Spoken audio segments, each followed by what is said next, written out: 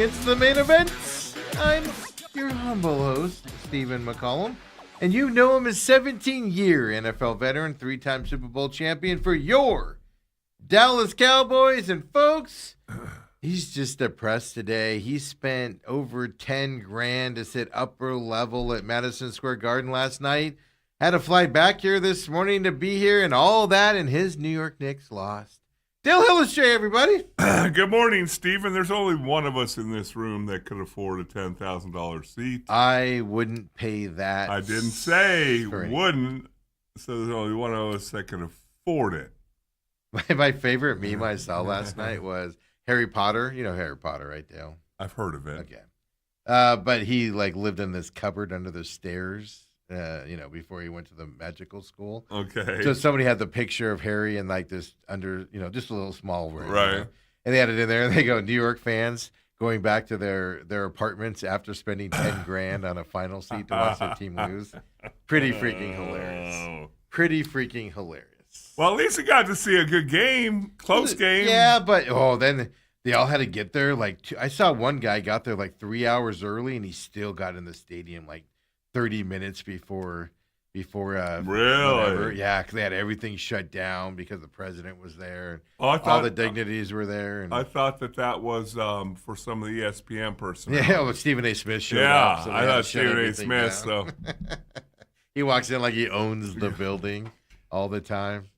I don't watch the pregame because of that stuff. I can't stand that side of it when ESPN personalities are walking in like they own the places. Get out of here with that garbage. Well, to me, there's only one that really does that. Well, Stephen A. Smith. Yeah. I mean, and they film him walking out like he's a prize fighter. Yeah, like we're all here to see him. Yeah. Yeah. But Celebrity Row was on point last night. I was reading all the unwritten rules celebrities. Oh, I see. I didn't see that. Yeah, I read it. Was it the Athletic? I think the Athletic had it. The unwritten rules of sitting courtside at Knicks games. So do those apply to everybody but Spike Lee? No, everybody. Yeah, no, everybody's got. I feel like Spike Lee gets a little. Yeah, he's had season tickets for so long, though, right? That is true. That is true. Because he's the only one I ever see walking up and down and taking a step on the court. The other people are, cheering and yelling and screaming. That young actor that coming out in Dune 3 coming up, I always call him not Timothy Oliphant, but that guy. Chalamet? He's there and just huddled up. Yeah. He's a tiny dude. But he just sits there all huddled up and everything. And I got to tell you, the most disappointing part of it was they literally had to work at it, the camera angle, because Derek Jeter was sitting next to Eli Manning. And they were second row. God, who do they not know? And they were sitting there. Well, they probably said, you know what? It's not really worth 20 grand. Knowing Eli and Derek Jeter, both Eagle-ists, they didn't care. Yeah, they didn't care. They don't need to be front row. But they're sitting right next to each other. You think they paid for those seats? In one shot, I don't know. I heard that there's a lot of seats that are put aside for celebrities. Yes. They don't pay for them. Yes. I don't know if that happens in the finals. Yeah, I don't know either. Regular season, that's the case. Because usually the NBA takes over in the playoffs. Howard Stern talked about that because Howard Stern would go to Knicks games when they weren't good. Now he's mad that they're good because he has a hard time going now. Yeah. I don't listen to him anymore, but he doesn't pay for the tickets. It's just they want him on this. It's like L.A. They want him there. But Eli Manning and Derek Jeter sit right next to each other. Both won world championships in New York. And literally they somehow, some way were able to cut Eli Manning out of the shot just so Derek could be in there. Like, come on, show my man Eli a little bit. Yeah, but one's a hometown hero and one's Eli.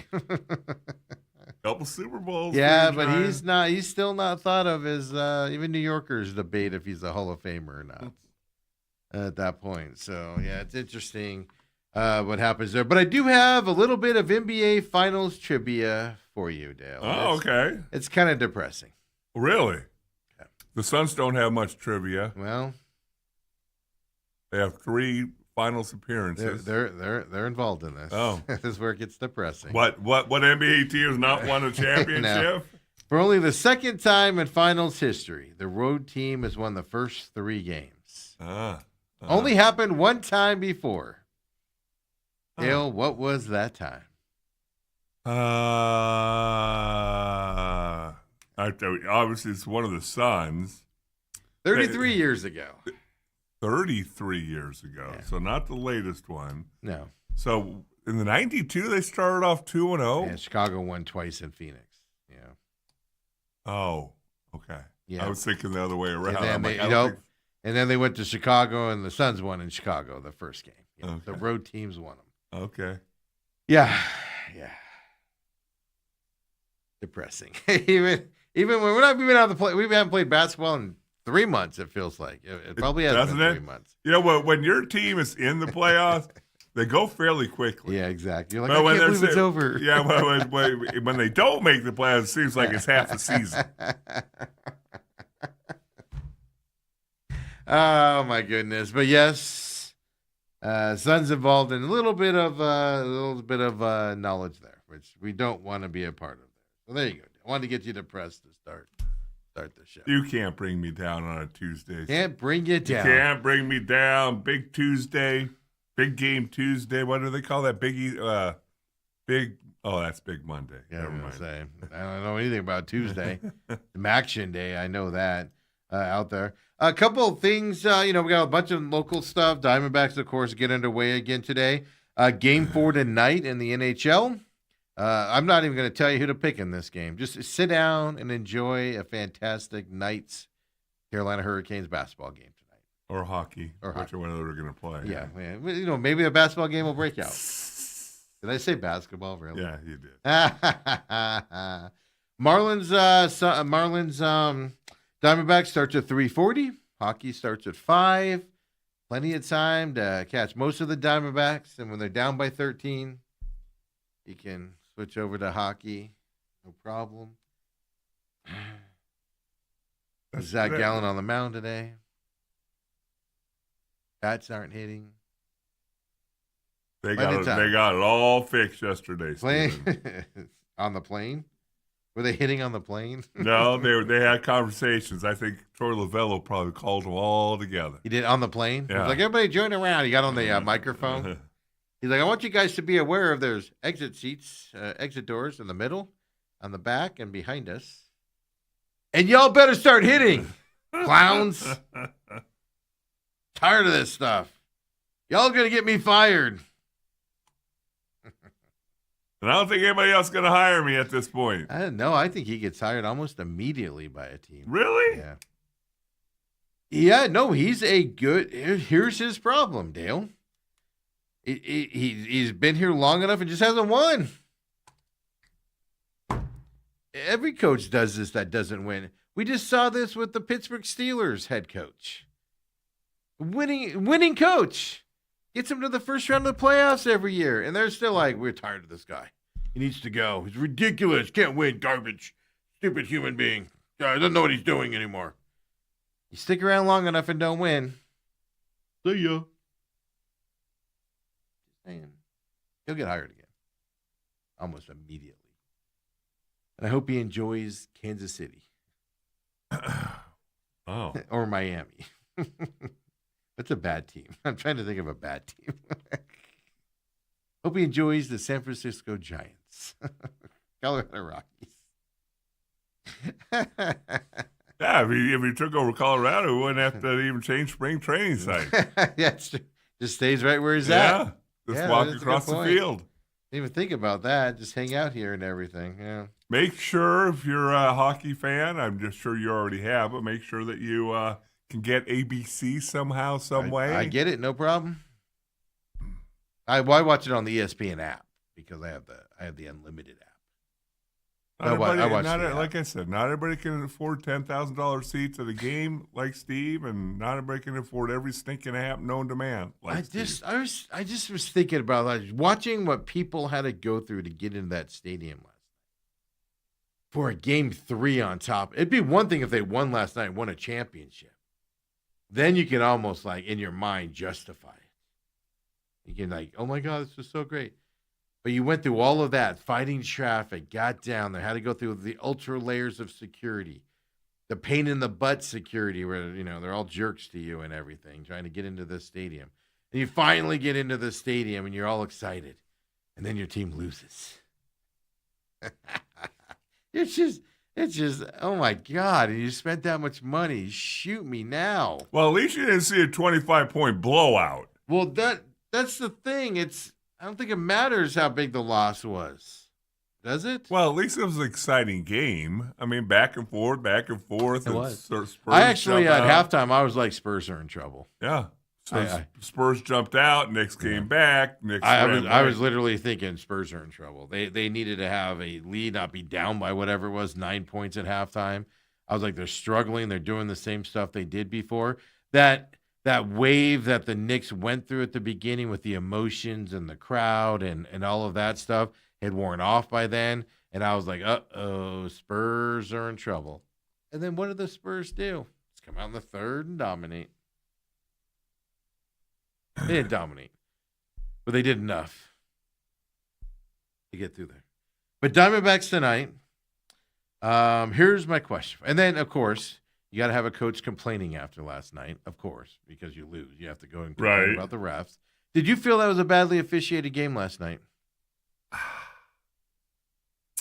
I mean, Wemby shoving Brunson to the ground early in that game and no call. Like, all right, guys, like, way to set the tone, refs. Yeah, but at the same time, I'd rather them miss a few calls of extra physicality than call every little bump and I agree with that. And that was early enough in the game, it didn't matter. If that was the fourth quarter game-winning shot, trying to inbound the ball, different story. Because that was early enough. It didn't bother me at all. Well, yes, that should have been a foul called on Wemby. But if you watched closely what Cat was doing to Wemby the last few possessions, he would have been called for holding in football. If he was in a club, Dale, the bouncers would have kicked him out. Oh, in a heartbeat. And it would have taken a few of them because he had such a good grip on Wemby.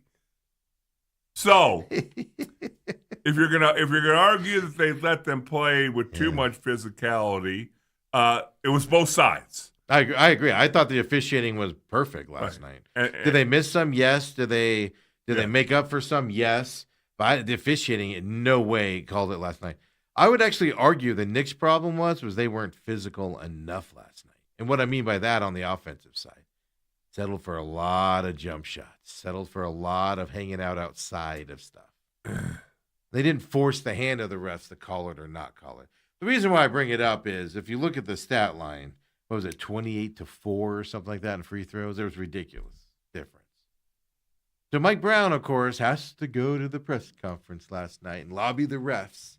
Like, look, you're not going to get calls if you're outside and not pushing the point, driving to the lane and stuff like that. You're not going to get the point.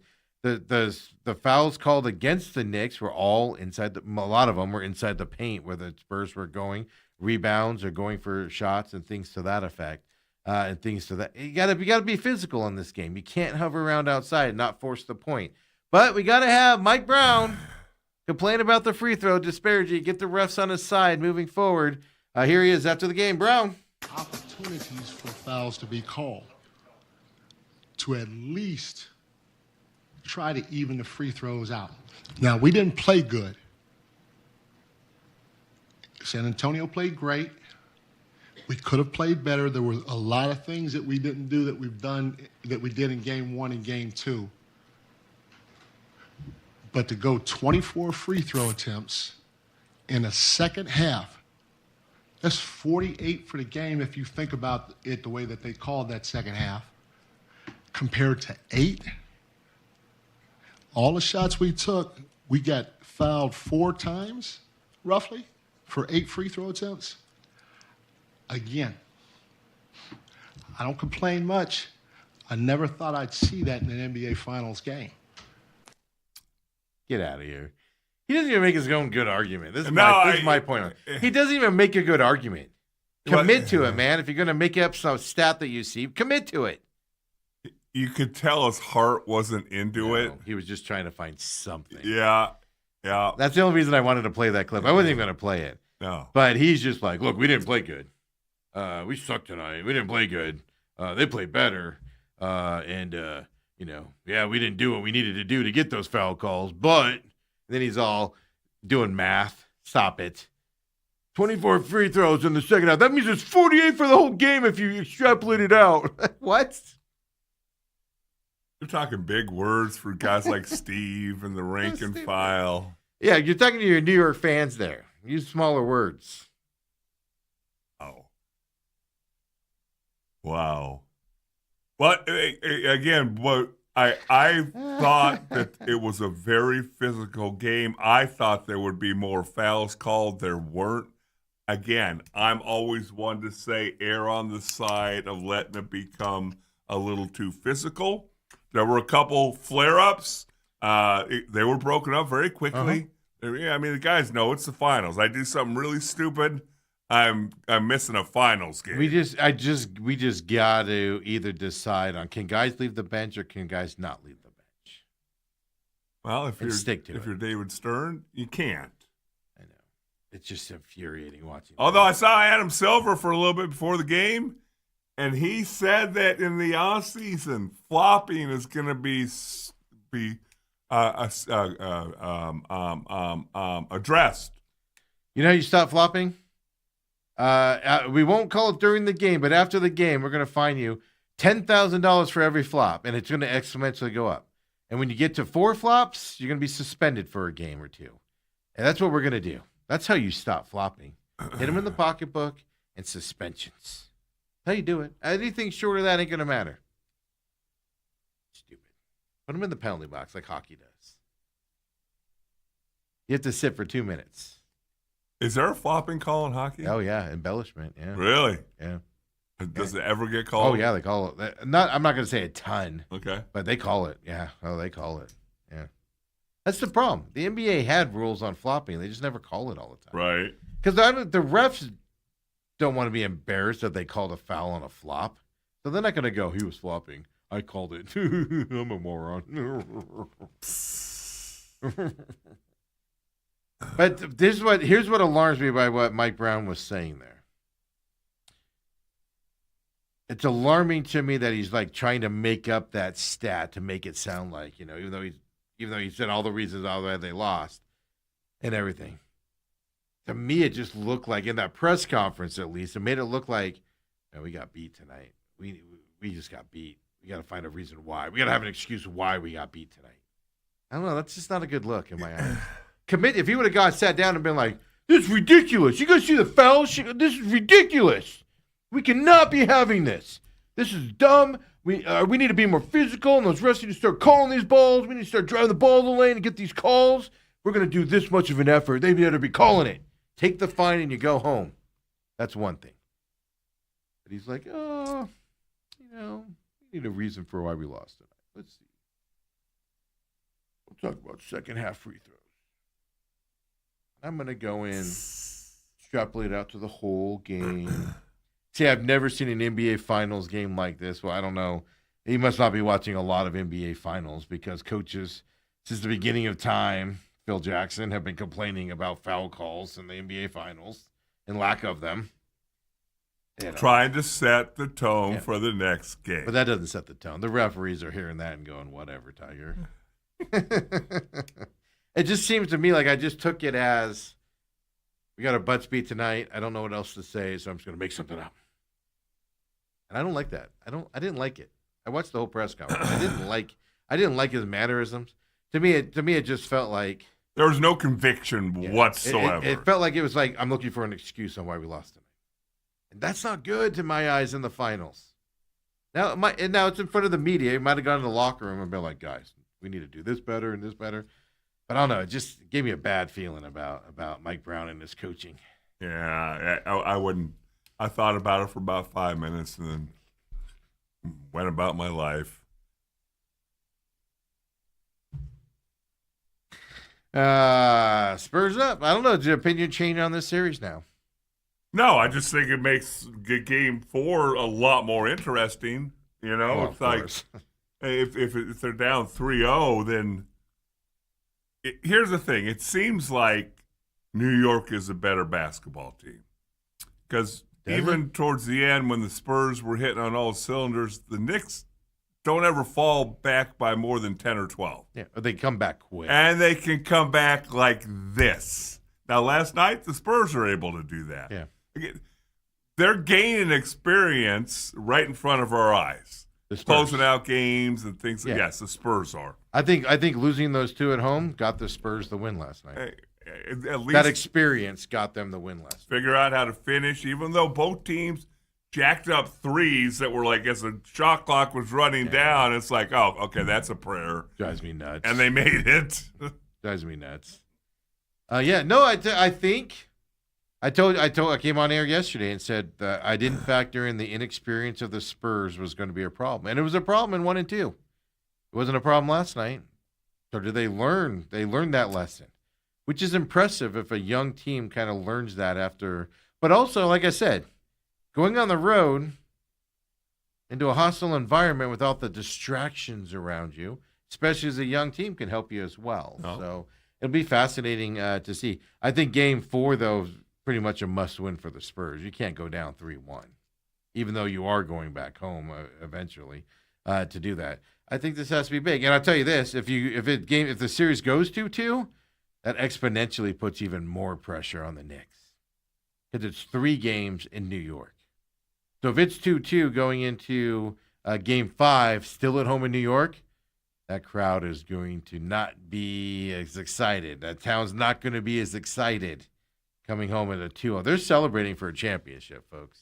That fan base, they're already planning the route and trophies and all of that stuff. Dale, good news is prices for Game 4 went down about half right after they lost last night. Did they really? Yeah, so now even you can afford a couple tickets, $6,000 each. How about we root for a Spurs win and maybe I can afford to get into Game 5? Spurs tickets were like to get in was like $600 get in price for Game 1 and 2. Compared, but it's different markets, and one's run recently, one's San Antonio. And stop. I don't know. I know we don't get into politics, but when you're spending I know not everybody spent $10,000. Season ticket holders, they spend a lot for those tickets. NBA takes it over. But what are you guys booing the president for? You rich a-holes. The rest of us are sitting at home watching it, eating our beans and rice. Trying to figure out how we're going to make rent this week. And some guy's like, some punk 22-year-old kid. Oh, I got 2 tickets for tonight. I'm going to the game tonight. I spent $10,000 on the ticket. Even if we give him a break and say $5,000 on a ticket, and you're booing. Yeah, how bad is your life, man? If you're spending that kind of money on a ticket, I don't know. It just drives me nuts. That's how I say it. Drives me nuts. Nothing like the snotty rich complaining about how bad their life is by booing. You've ruined my life, President Trump. I'm sitting nosebleed now. I should be sitting 7th row. So stupid. See, I'm more interested in stuff like this Evan Pfeiffer. You heard of him? No. New York Knicks fan. In his 2020 high school yearbook, he said the New York Knicks will win the NBA Finals in Game 6 in 2026. Is that a real thing? Yeah. Yeah, but what PS did he go to? PS what? They have to name their schools by numbers. That's how. Because there's so many of them. Well, no, just because they're not smart enough to think of names. Or come up with stupid names like Dobson. We were named after Mr. Dobson. Who's Mr. Dobson? I'm sure he was somebody important. We're named after the road that ran in front of our school. No, he was a real dude. Had something to do with, I don't know, Mesa, I'm sure, or something. Didn't he? You would think. Oh, yeah. Yeah, because where'd you go to school at? Saguaro's the real good one. Let's name it after a cactus. Yeah, fighting saber cats of Saguaro. You even made up a fictitious animal as your school name. There are saber cats somewhere. No, there's not. There's Thundercats. There's no saber cats. Oh, I watched a lot of those documentaries when I was a kid about Thundercats, Dale. That was a cartoon on Saturday mornings. Yes. Like He-Man. Yes. He-Man and Thundercats. Yes. Thundercats was awesome.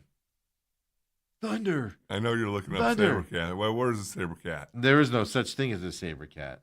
fighting saber cats. That's why we call them the Fighting Hellies now. Although, yeah, we would have thought it. Scottsdale, a little shady. Doing some weird stuff up there. Who would have thought it?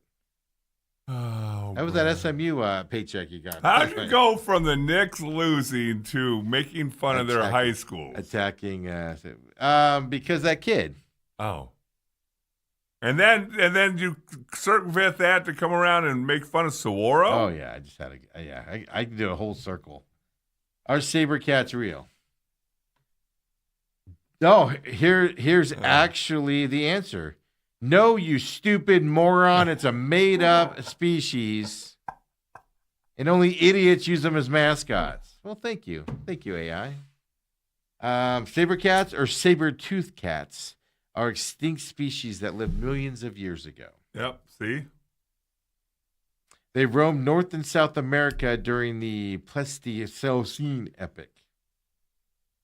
Fossils of sabercats have been found in various locations, confirming their existence. They are not related to modern big cats, but they are part of the subfamily Macalacodoniae. Sabercats went extinct about 10,000 years ago. Likely due to climate change, Dale. Freaking people driving cars killed off the sabercats back in the day. See what can happen if you don't get better with your environment, folks? Won't have any more saber cats.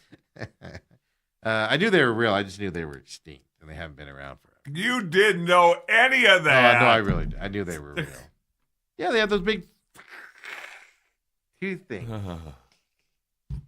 I know what is real. Mustangs. What was Dobson High School named for? Dr. Dobson, I'm pretty sure. I'm sure he was a doctor. I'm sure he was a genius. He wasn't an athlete. A pioneering Dobson family. They settled in the area in 1886. They established a massive ranch that eventually included the land where the school's campus now stands. The Dobson family name is a significant part of the Southwest Mesa's history. It's also the namesake of the surrounding Dobson Ranch community and Dobson Road. You can find out more about the school's campus and academic programs on the official Dobson High School website, or read about the history on Dobson High School Wikipedia page. Distinguished alumni? Oh, well, Stephen McCollum, and then there's a big gap. Oh, no, it's Toby Wright. Yeah. Big gap. Stephen McCollum. Huge gap. John Holmberg. And then Angel and Mark from Burrito Express. And then I just forgot her name. The soccer player that's married to the football player. Mia, yeah. Not Mia. No. Not Mia. Not Mia Hamm. The football player, the tight end. Oh my God, I just completely forgot her name. She's up there. I just saw him. It's Toby Wright, her, then me, then a big drop, and then me, and then just like a Grand Canyon sized difference, and then John Holmberg, and then Angel and Mark from Burrito Express. He was a tight end for the Cardinals. Ertz. Exactly. Ertz. Yeah, Mrs. Ertz. I took ground to basketball practice at the YMCA the other day, and he was there. He just hanging out? Isn't he injured? Is he coming off an injury? I don't know, but he has a kid there. No, he does. Yeah, I know. Yeah, they still live here. You don't know that. No, I do know that actually. I do know that actually. They do live here still. He doesn't live in the Dobson area anymore, but Julie is her name. Holy cow! Why could I not think of that? She was after me, obviously. I don't remember that. So, what was her maiden name, Dale? What did she go to high school as? Out of curiosity, do you know? I have no idea. She didn't grow up at her, did she? She went to Dobson. Oh. What we're talking about. That's not really Arizona. Julie Johnston. Oh, really? Yeah. No, they're not your age, are they? No, They're older. No. She was born in like 90, 91, something like that. Okay. Oh, no. Way after me. I think I was in high school, I think, when they were born. I think I was going to Dobson when they were both born. They're about 18 years apart, 16 years apart. That's it. I can be that thing that everybody does. Oh, she went to a high school. I remember her. I remember watching her play soccer. I'm looking up the Saguaro famous alumni. That aren't sports people. Do non-sports people. Because we all know you bought a bunch of players that went on to have some good careers. We all know those were bought. Matt Berry from ESPN. That's right. I forgot he went to Yeah. I wouldn't call him a celebrity, but okay. Sandra Bernard, the actress and comedian. Oh, really? She went to Saguaro? Yeah. That David Spade go there then? David Spade went there. Because I know they went to high school together. Scott Johnson, a musician of the Gin Blossoms. He's the dead one, isn't he? I don't know. Chelsea Kane, she's an actress. Neil Pollack, novelist and humor writer. Oh, yeah. David Spade. We all read him, yeah. I was in the same class as his older brother, and we all thought Dave was a nerd. Yeah, well, even Dave will tell you that. Bruce Rauner was the governor of Illinois. David Schweikert. Wait, he went to Saguaro and he was the governor of Illinois? Yeah. A lot of politicians, shocker, a lot of politicians went there. They got to cover up all the shenanigans going on. Annalise Ortiz, Arizona state senator. Yeah, again, more politics. They got to cover up a lot of shenanigans going on at the school. I do have the longest little bio of all the guys in here. Oh, because you wrote it yourself? Yeah. Everybody else is like, I don't want to write about. By far the best athlete to come through Saguaro High School. See, I forgot one here. Let's go through it. Julie Ertz, obviously, in all seriousness, Julie Ertz, 2010 is when she graduated. Okay. From there. Chaz Reavy, I forgot about that. He graduated in 2000. Yeah, golfer. Yeah. I forgot about him going to school there as well. Multiple wins. Robin Wilson, he was the lead singer of the Gin Blossoms. Really? Yeah, none of this nonsense guitarists and other stuff. We're talking the Oh, real they must guy. have met somewhere here in the valley. In Tempe? Yeah, you know the story of the Gin Blossoms. I don't care. Probably should look it up. I don't know any other Look it up. songs. Sing me a song. Paul Swingle. Hey, Jealousy. You want me to sing it for you? Paul Swingle. 1985, he graduated there. Major League Baseball player. Pitched for the Angels back in the day. Yeah. Marianne Dessard, a famous singer, songwriter, and filmmaker. Cody Justice. You don't know Cody Justice's name? ASU basketball. Yeah. Late 20. He graduated high school 2014. Cody, he was good. Bruce Cooper would know who he is. I broadcast a couple of his games back when Cox did you? high school basketball. I mean, then you got the McConnell family, right? Mickey McConnell. Icky McConnell. Well, Mickey ended up St. Mary's College is where he obviously made a name for. Now he's the head coach of St. Mary's with what's his name leaving and coming to Arizona State. Don't you do a sports show? I do. Well, I also wasn't thinking about talking about this. Randy Bennett. There you go. Yeah. Tanisha Harper, actress and model known for television appearances. Never heard of her. I know. Is that just what you're... Yeah. Is that what they put on there? Actress and model known for her television appearances. I would argue not known for her television appearances. That's all they have listed. No me, no Angel or Mark from Burrito Express. And no Holmberg, huh? No Holmberg either. I bet he got to be. He's a radio guy. Well, apparently you just have to be known for various bit parts in television. So I just looked up that Tanisha Harper. Is that her name? Yeah, Tanisha Harper. I just looked her up. First thing it says, American model, television host, and actress, best known for her role as Jordan Ashford in ABC daytime soap opera General Hospital, which she began playing in 2022. But bigger news here. Early career, born in Tokyo, Japan, raised in Scottsdale, Arizona.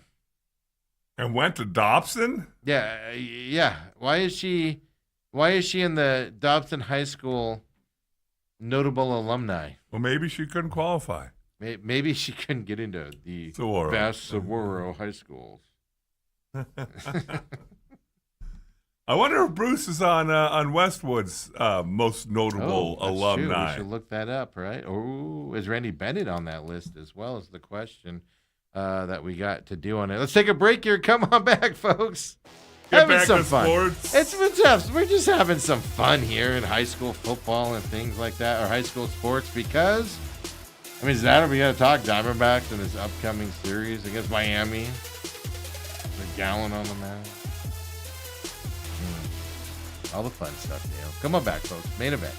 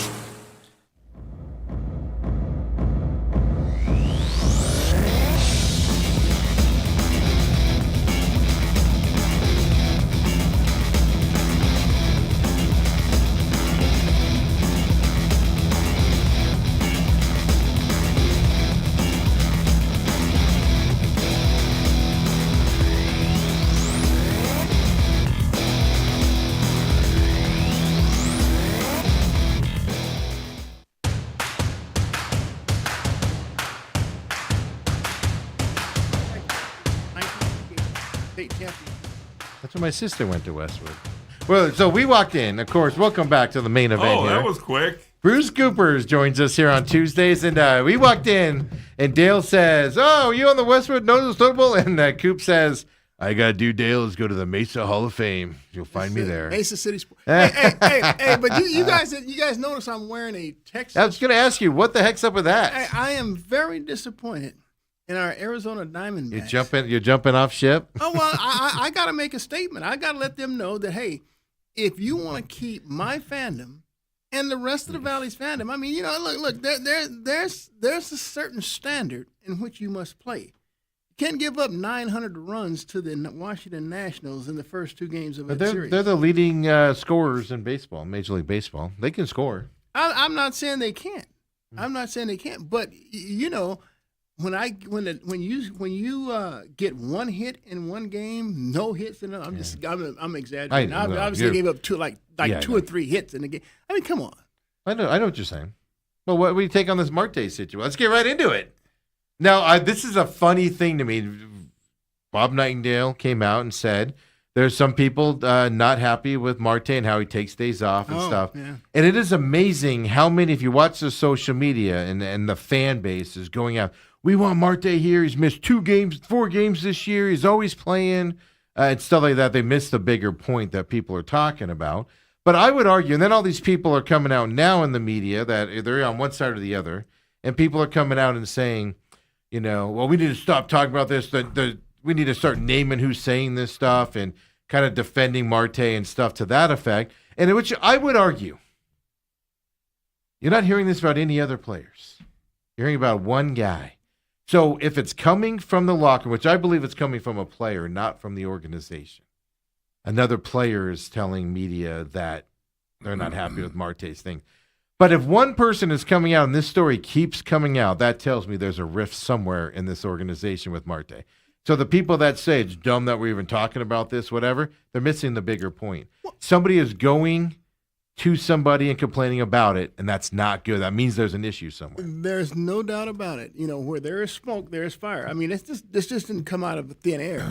Yeah, Bob Nightingale, which he's not always accurate, but he didn't just make this up. He didn't make this up. And the thing about it is that Shohei Ohtani is on the mound. Yeah. And then you've played the first 2 games of that series, and we haven't heard hide nor hair about an injury, about anything that's cropped up on you. He played 13 between the Giants and Rockies, won, whatever that award was and being a great player for that time, for that stretch of that week or National League whatever. Player of the Week, yeah. All of that, not a question or mark. And the Right. day he needs off is the day your Right. team needs him the most. And as Nightingale cited in his article, again, somebody, as you said, somebody's bringing it up. He said it's analogous to someone that says, "Hey, I don't want to go up against Randy Johnson today," or "I don't want to go up against Nolan Ryan." Hey, that happens. I mean, that happens. And so if you have an issue with Ketel Marte picking when he wants to play because he doesn't like his matchup against a particular pitcher, you have a problem. Yeah, Coop, I got two things for you. When I heard about this, it harkened back to my playing days, and there was this mysterious illness that around the NFL was called the Larry Allen flu, to where guys would never be on the injury report all week long, and all of a sudden Sunday morning they get up and have an upset stomach or whatever, and wouldn't be able to go. Right, we have some people out there that are young and they don't understand that Larry Allen was an all-pro offensive lineman on your Dallas Cowboys. Hall of Famer. Yeah, maybe the best of our generation as far as dominance and all that. The question I have for you, you've been around Phoenix for a long time. You've got, I'm sure, a lot of special relationships. I'm sure there's some people you just tolerated, and you probably have one or two that you're not your favorite guys. I don't want those names. What I want to know, has anybody ever come to you about any teammate in any sport and said, "Coop, man, this guy, he's driving me crazy. Coop, Mike, can you just whisper some things about so-and-so?" And I don't need names. Yeah. I don't need teams. But I just wonder if it's ever happened with you or not. In my 34 years, that never cropped up. It never did. No. I had people who would tell me that their teammate was like a cancer. So no one likes him, or this type of deal. He's difficult to deal with, that kind of deal. But never to the point to where it got to where, Which is my point. People don't break the sanctity of a locker room and go to a media person anonymously and say this stuff. This isn't the first time. It's not going to be the last time. And this doesn't happen. If it happens, it's because they're sending a message, because it's not something that can be talked about in the locker room, or they know they can't talk about it, or they've been told to shut up in the locker room, whatever the situation. You don't see this stuff, and that's what proves to the point there. And it's amazing how everybody, because he's a good player, everybody just jumps to his defense and things like that. To me, the bigger thing is you can't keep saying there's no issue with Marte in the locker room. Oh, Torey Lovello thinks of him as his son. Well, Torey Lovello might not be the guy with the problem, but there's somebody in the organization close enough that has a problem with it, and that alone is alarming that they're willing to go public with it. Yeah, look, players tolerate this. I mean, maybe you have a Randy Johnson, who isn't the most genial guy in the world, but they understand that every fifth day this guy's going to go out and he's going to give you, dynamite play. Right. Now you may have another player who's often on the injured reserve list. Who's a pain? But who may not be a pain, but he's often on the injured reserve list and he's making some nice change. Right. Well, players will still back that guy because his injuries are legitimate. Mm-hmm. He just happens to be injury prone. And so that narrative kind of leads to, the owner eventually getting rid of the player, but not because, Dale, he didn't want to play or he didn't like this matchup or he wants a day off. Mm-hmm. Nobody in my 34 years have ever come up and said anything close to anything like that. Okay, so you tell me your thoughts on this. Because before you give me your thoughts, here's my thoughts. The things that I always make me chuckle as a former player in sports, the fact that, hey, a guy has attitude issues. Whatever sport you're talking about, he's got attitude issues, doesn't practice, shows up late, whatever those are. And you think giving him more money or more security is the answer. And that is never the answer. If a guy's got some bad habits, before you give him money that now he controls you. Had a guy tell me this at SMU, a former reporter named Dale Hansen, longtime guy. Oh, and NBC worked at he worked at the Fox. It was the NBC affiliate. NBC affiliate in Dallas. In Dallas, Dale Hansen, and he said this on the SMU special. He said, when a school's buying a player, what they don't realize is the player now controls you. Because once you give him money, now he can hold your feet to the fire and say, hey, I'm going to the NCAA if you don't pay me more, if you don't pay me again, if you don't play me. The thing is with the Marte, you decide not to trade him last year, and that's you can do whatever you want to do there. But now he's 10-5. You can't trade him without him saying, I want to be traded. And why would he want to be traded when he's got things pretty comfortable here in Phoenix? Just your thoughts on when you start hearing these things about one guy. Well, I'm telling you, I in reading Nightingale's article, I mean, one of the things I agreed with him 100 on was that the management has allowed this to take place. And when you allow it to take place, then you are opening Pandora's box. But fortunately, they seem to have a lot of young players and a lot of professional players who don't want to go that route. But it gets under the skin of maybe a few players or maybe just one. But whoever is getting under skin and whoever skin is getting under, that narrative is getting out. Right. And it's going to the media. And so at some point, and you would think at some point, Torrey or Hazen, or even, I don't know, the owner, Kendrick, would have to sit him down and say something. Mm-hmm. I thought after last year's fiasco around the All-Star game. That's what I was going to say. I thought maybe that had been fixed and addressed, but clearly it hasn't. So if Torrey is this guy that allows, his star players or whoever he feels to run the asylum, then it is what it is. And so that always comes down to the manager first and foremost, because there's some managers that are, I mean, look, Buck Showalter would not put up with this, but Buck Showalter was just a very difficult guy to deal with, even from a media perspective. Right. So I always appreciated the guys like Bob Brindley and Torrey Lavello, because they are approachable, they're amenable. But I'm just media, so I can't really go into the clubhouse. But clearly, their character is one in which they allow for allowances. Well, and here's the other thing I can say real quick, and then I know Steve's going to talk. The fact that some of those Diamondback teams, when you have a Randy Johnson, a Mark Grace, you go down the list, Kurt Schilling, Luis Gonzalez, veteran guys that are old mind baseball people, they're not going to allow you to do that. And they self-police. Who would be that guy on the Diamondbacks? I don't know that the Diamondbacks have something. They have a very young roster. Right. And then when you look at the veteran players, I mean, 10-5, that tells you that the only 10-5 guy on the team tells you that he's the most veteran player on that roster. Right. I believe it's coming from a player. And the reason why is because, and you brought up Torrey Lavello. Torrey Lavello, I believe Hazen is the guy that's running the strings with Marte. So if Marte wants a day off, I believe it comes from Hazen where he gets that day off. I believe it's coming down from those levels down into him. But I believe it's coming from a player because, like, Ann brings up a good point here. Now, I'm not saying it's Arenado. She's asking if it is. But this is just an example. You could do Blaze Alexander last year. Yeah. Remember Blaze took that ball off his elbow and had the ball imprint on his hand? Out there the next day on a playoff push. And Marte fouls the ball off his shin guard and has to miss a couple of days, right? So she says, could it be Arenado who's making a stink? He was dealing with a groin injury, trying to play, but Marte can't play. That's why I believe it's coming from a player. And it also tells me there are leaders in this locker room that are being oppressed. And what I mean by that is, and again, I'm speculating here. This is just a speculation, but let's just say Corbin Carroll looks at this and goes, this isn't how we play baseball.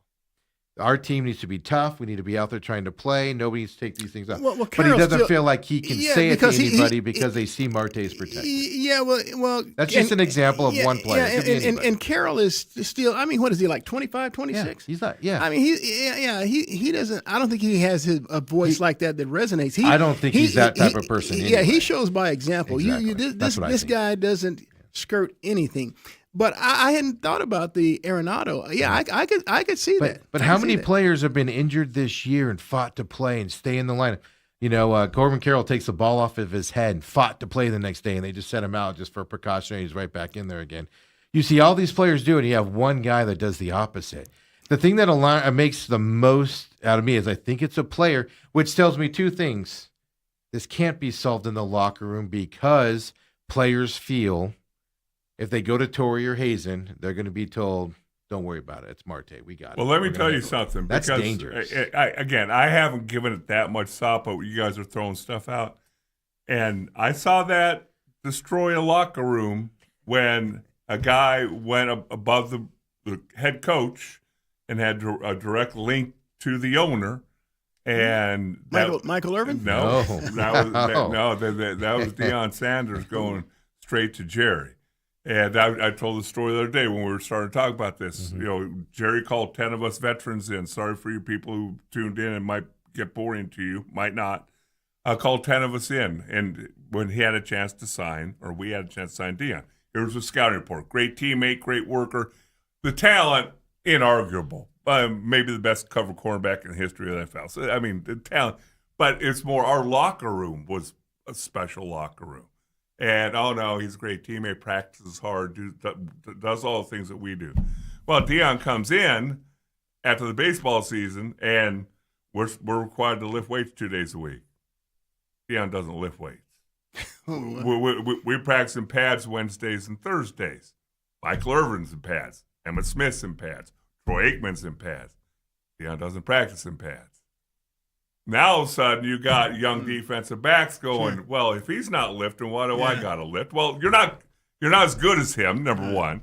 And then you see guys like Emmitt Smith going, well, if he's not practicing in pads and banging, why am I? I'm a former NFL MVP.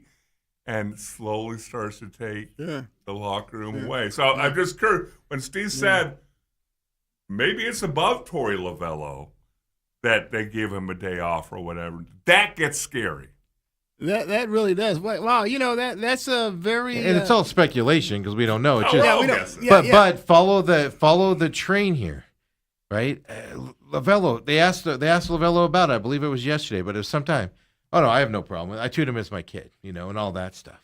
It's just there's no admonishment of it or addressment of it until they were forced to last year. And then it was it's all solved. They kind of just brush it under the ropes again. And like I said, it's not that he took a day off. Everybody gets days off. And they don't do him any justice either. And this is my other complaint. Dale knows this. They don't do him any justice. Just give him a day off. Why do you have to say he's sore, he's tired, he needs a day off, he's sore and tired? Stop saying that's the reason you're giving him the day off, because guys like me and a lot of the fan base look at it and go, what a wuss. He's tired? He's sore? I'm sore, Get Coop. out there, man. What are you doing? Just say, hey, we decided to give him a day off. He's played in 14 straight games. We're giving him the day off. Stop making childish excuses for why he's missing the day off. Even if it's true, he's tired and sore and doesn't want to play.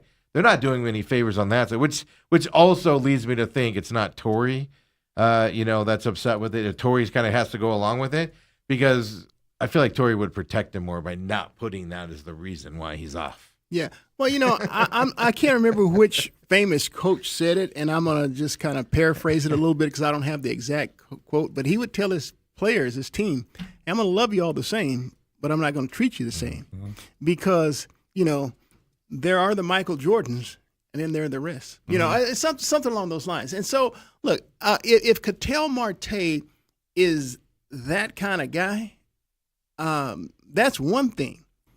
But, I mean, to allow him to dictate, because when you play a game, that's everyone's livelihood. Now, if you're going to miss practice or something like that, or get a day off from practice and not suit up like that, that's that coach's deal where I'm not going to treat everyone the same because he's unique. But for a game, dude, that's everyone's livelihood. Well, Coop, real quick, because Jimmy Johnson said it a little different. He said, I treat all my players consistently inconsistent. You got to find out where you are on the totem pole. And what he found out was, usually you ask a dude, where do you fall on the 53-man roster? He's going to rank himself lower than he actually is. And so the other part of that equation was, You look at any dynasty, you look at any great organization, the best players are the hardest workers. And they buy into what the head coach, manager, skipper, whatever, wants. The ones that never kind of reach that potential, the best players don't buy in. Yeah. Hey, look. I get. See, and here's the deal. I used to. It used to kind of rankle me a little bit with some of my colleagues in the media when it came to DeAndre Hopkins, because during the week D-Hop would get those practice days off. Yeah. And a lot of them. But yeah, and he would. And so he was being treated differently, but I think it was also because he was kind of nursing an injury. He was playing through. But on Sundays, Dale, on game day, he was always the leading pass catcher, the leading receiver in terms of yards. I mean, he was their best player. He was the guy that Kyler looked to, that he went to, that made the big plays. Who can forget the Hail Mary against the Buffalo Bills? And so, but I had colleagues in the media who made a really big stink about it. Yep. And because they wrote about it, because they talked about it, it became a big issue. And so I'm sure it began to weigh on DeAndre and even his teammates. They can't help but hear it. Yes. And so, and that's where I think I would have to draw the line with the media. Hey, look, I go back to that coach who talked about it. There are certain players that you give, concessions to, but they never take game day off. No. And that's the difference between what Ketel Marte does and what, Well, it's who he took off, right? It's everybody else was showing up at that stadium to face Ohtani going, this is our biggest test. Yeah. Let's go do this. And you got your star of your team going, I'm tired today, guys. I'm going to take this off. And let me tell you, because it's another wide receiver, we had Michael Irvin on our team. Mm-hmm. Michael Irvin was known for his nightlife and having fun and partying. Still is. We did not give two hoots because on Wednesday and Thursday he was I've told anybody who listen, hardest working teammate I've ever been around in 21 years of Division I college football and 17 years in the NFL, bar none. Wow. Hardest working dude. Wow. Wednesday, Thursday, hardest working guy on the football field, and showed up every Sunday. I don't care what you're doing Friday. You can sleep with 20 girls if you want to sleep with 20, as long as you show up on Sunday. And you're right. Now, baseball's different because there's games almost every day. But it's the same principle. Right. But what I've noticed is last year it came out after the All-Star game, what were the Diamondbacks doing? They were in a little bit of a slump. There was no talk about this 2 weeks ago when they were playing the Giants in the Colorado Rockies, and he was doing well. He's 2 for whatever going into this Washington series, 2 for 29 or whatever it was. 2 of them were game-winning home runs, don't get me wrong, but 2 for 29. What this also tells me is it's coming out now. It's because the rest of the team is trying to get out of this slump. They're working harder. They're probably bad. What's missing in that locker room? Is he not showing up to batting practice? Is he not doing this? Is he being viewed as the guy not trying to get out of this slump? And he's just lackadaisically like, ugh. That weighs on teams also. And I don't think it's a coincidence it's coming out when they're struggling and scuffling a little bit on the batting side. Yeah. Look. There's obviously a problem that needs to be addressed. And again, I go back to last year's All-Star. I mean, we all thought it was addressed. We thought it was behind us. Yeah, and it was. But clearly, and then the end of the season, right? He took a couple games off on a playoff run because he fouled that ball off his shin, and and stuff to that. And it was like, what is he doing? Typical things. It's interesting. It's not something that's going to be solved, but it's not going to be solved, folks. But what alarms me the most is it's coming from inside that organization. Yeah. And that means a lot of other things are happening, and that's where it should alarm, because that will fracture the locker room. And one other thing, I'll forget it before you will, Coop, but there are certain guys that have to feel good to play. And he's one of those guys. And you can't, especially in football, but in any professional sport, you're going to have a ding here, you're going to have a ding there if you're in the middle of a grind of a season. But there are guys who I've seen in football that if everything's not perfect, then they can't suit up and play. Well, those guys don't last long. Right. And I would assume it's the same thing in baseball and basketball. What do and they always talk obviously about? hockey. He can't steal bases anymore because his hamstrings are too tight. Stretch him out. Hey, stretch him out. Spend some time on those bad boys and stuff to that effect. Who else in the sports in the baseball world do you hear can't do something because he's got a bad back or his hamstrings hurt or something? You don't hear that too often, is what I'm arguing. Yeah, I remember what really excited me about the Diamondbacks' 2023 run to the World Series was that, I mean, this was a young, athletic, energetic running team. Mm-hmm. I mean, they ran it. Thank you. That's exactly what it was. Yeah. That was their moniker. And so, I mean, anytime Carroll or McCarthy, you can even put Marte. It didn't matter. They got on base. They're looking to run. Yeah. They created and so even though we basically have the same roster except for McCarthy, no one runs. Yeah. I know. Well, they stopped doing that pretty much the year after. The other thing that drives me nuts is if your hamstrings are that bad, why are you legging out doubles and triples? Yeah, I mean, Marte on the ground, if there's like runners on the corners with one out and Marte's up to bat and he hits a ground ball to the infield, I already know it's a double play. He ain't running hard.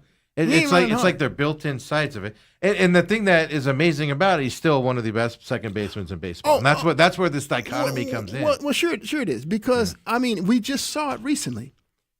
He went about a 2-week stretch where he carried the Diamondbacks offensively, and so that makes your ownership, your management team. You sit back and say, "That's why we pay this guy. That's why we put up with it because he did. He basically was their offense. He carried this team for like 2 weeks. He was like easily the slam dunk National League Player of the Week. Right.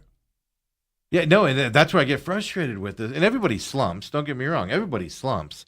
It's just like a prolonged deal. And I don't know. It's a whole nother professional athlete conversation. But it is amazing to me how many fans instantly goes after media for reporting on this and talking about it and attacking them, saying, "Oh, you just want this guy traded" and all of that stuff.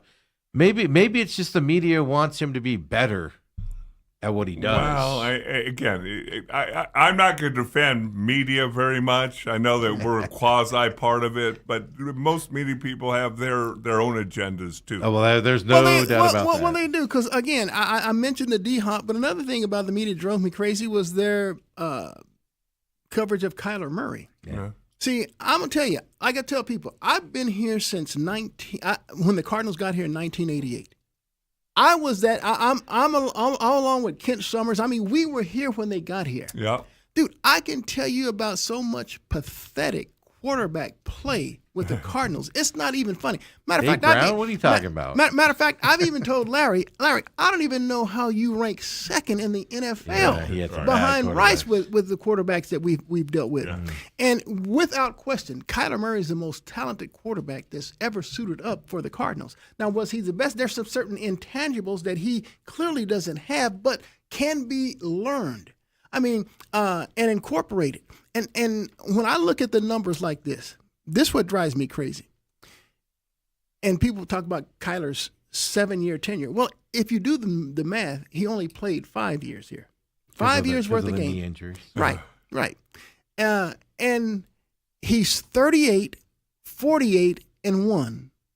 When he's not playing, the Cardinals are 5-27. Yeah, terrible. Dude. And so then I look at. I didn't realize this until someone in the Republican or AZ Central posted the numbers.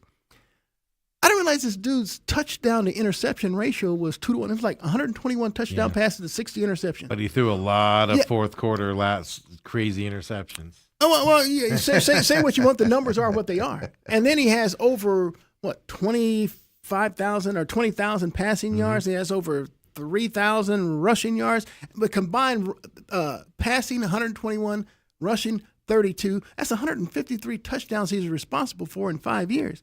Dude, that's a lot of production that the Cardinals have not gotten from their quarterback position. I think it was incumbent upon the Cardinals to put a better team around him. Yeah. To put a better team around him, that win-loss record looks a lot different. The 1 year that they did. Yeah.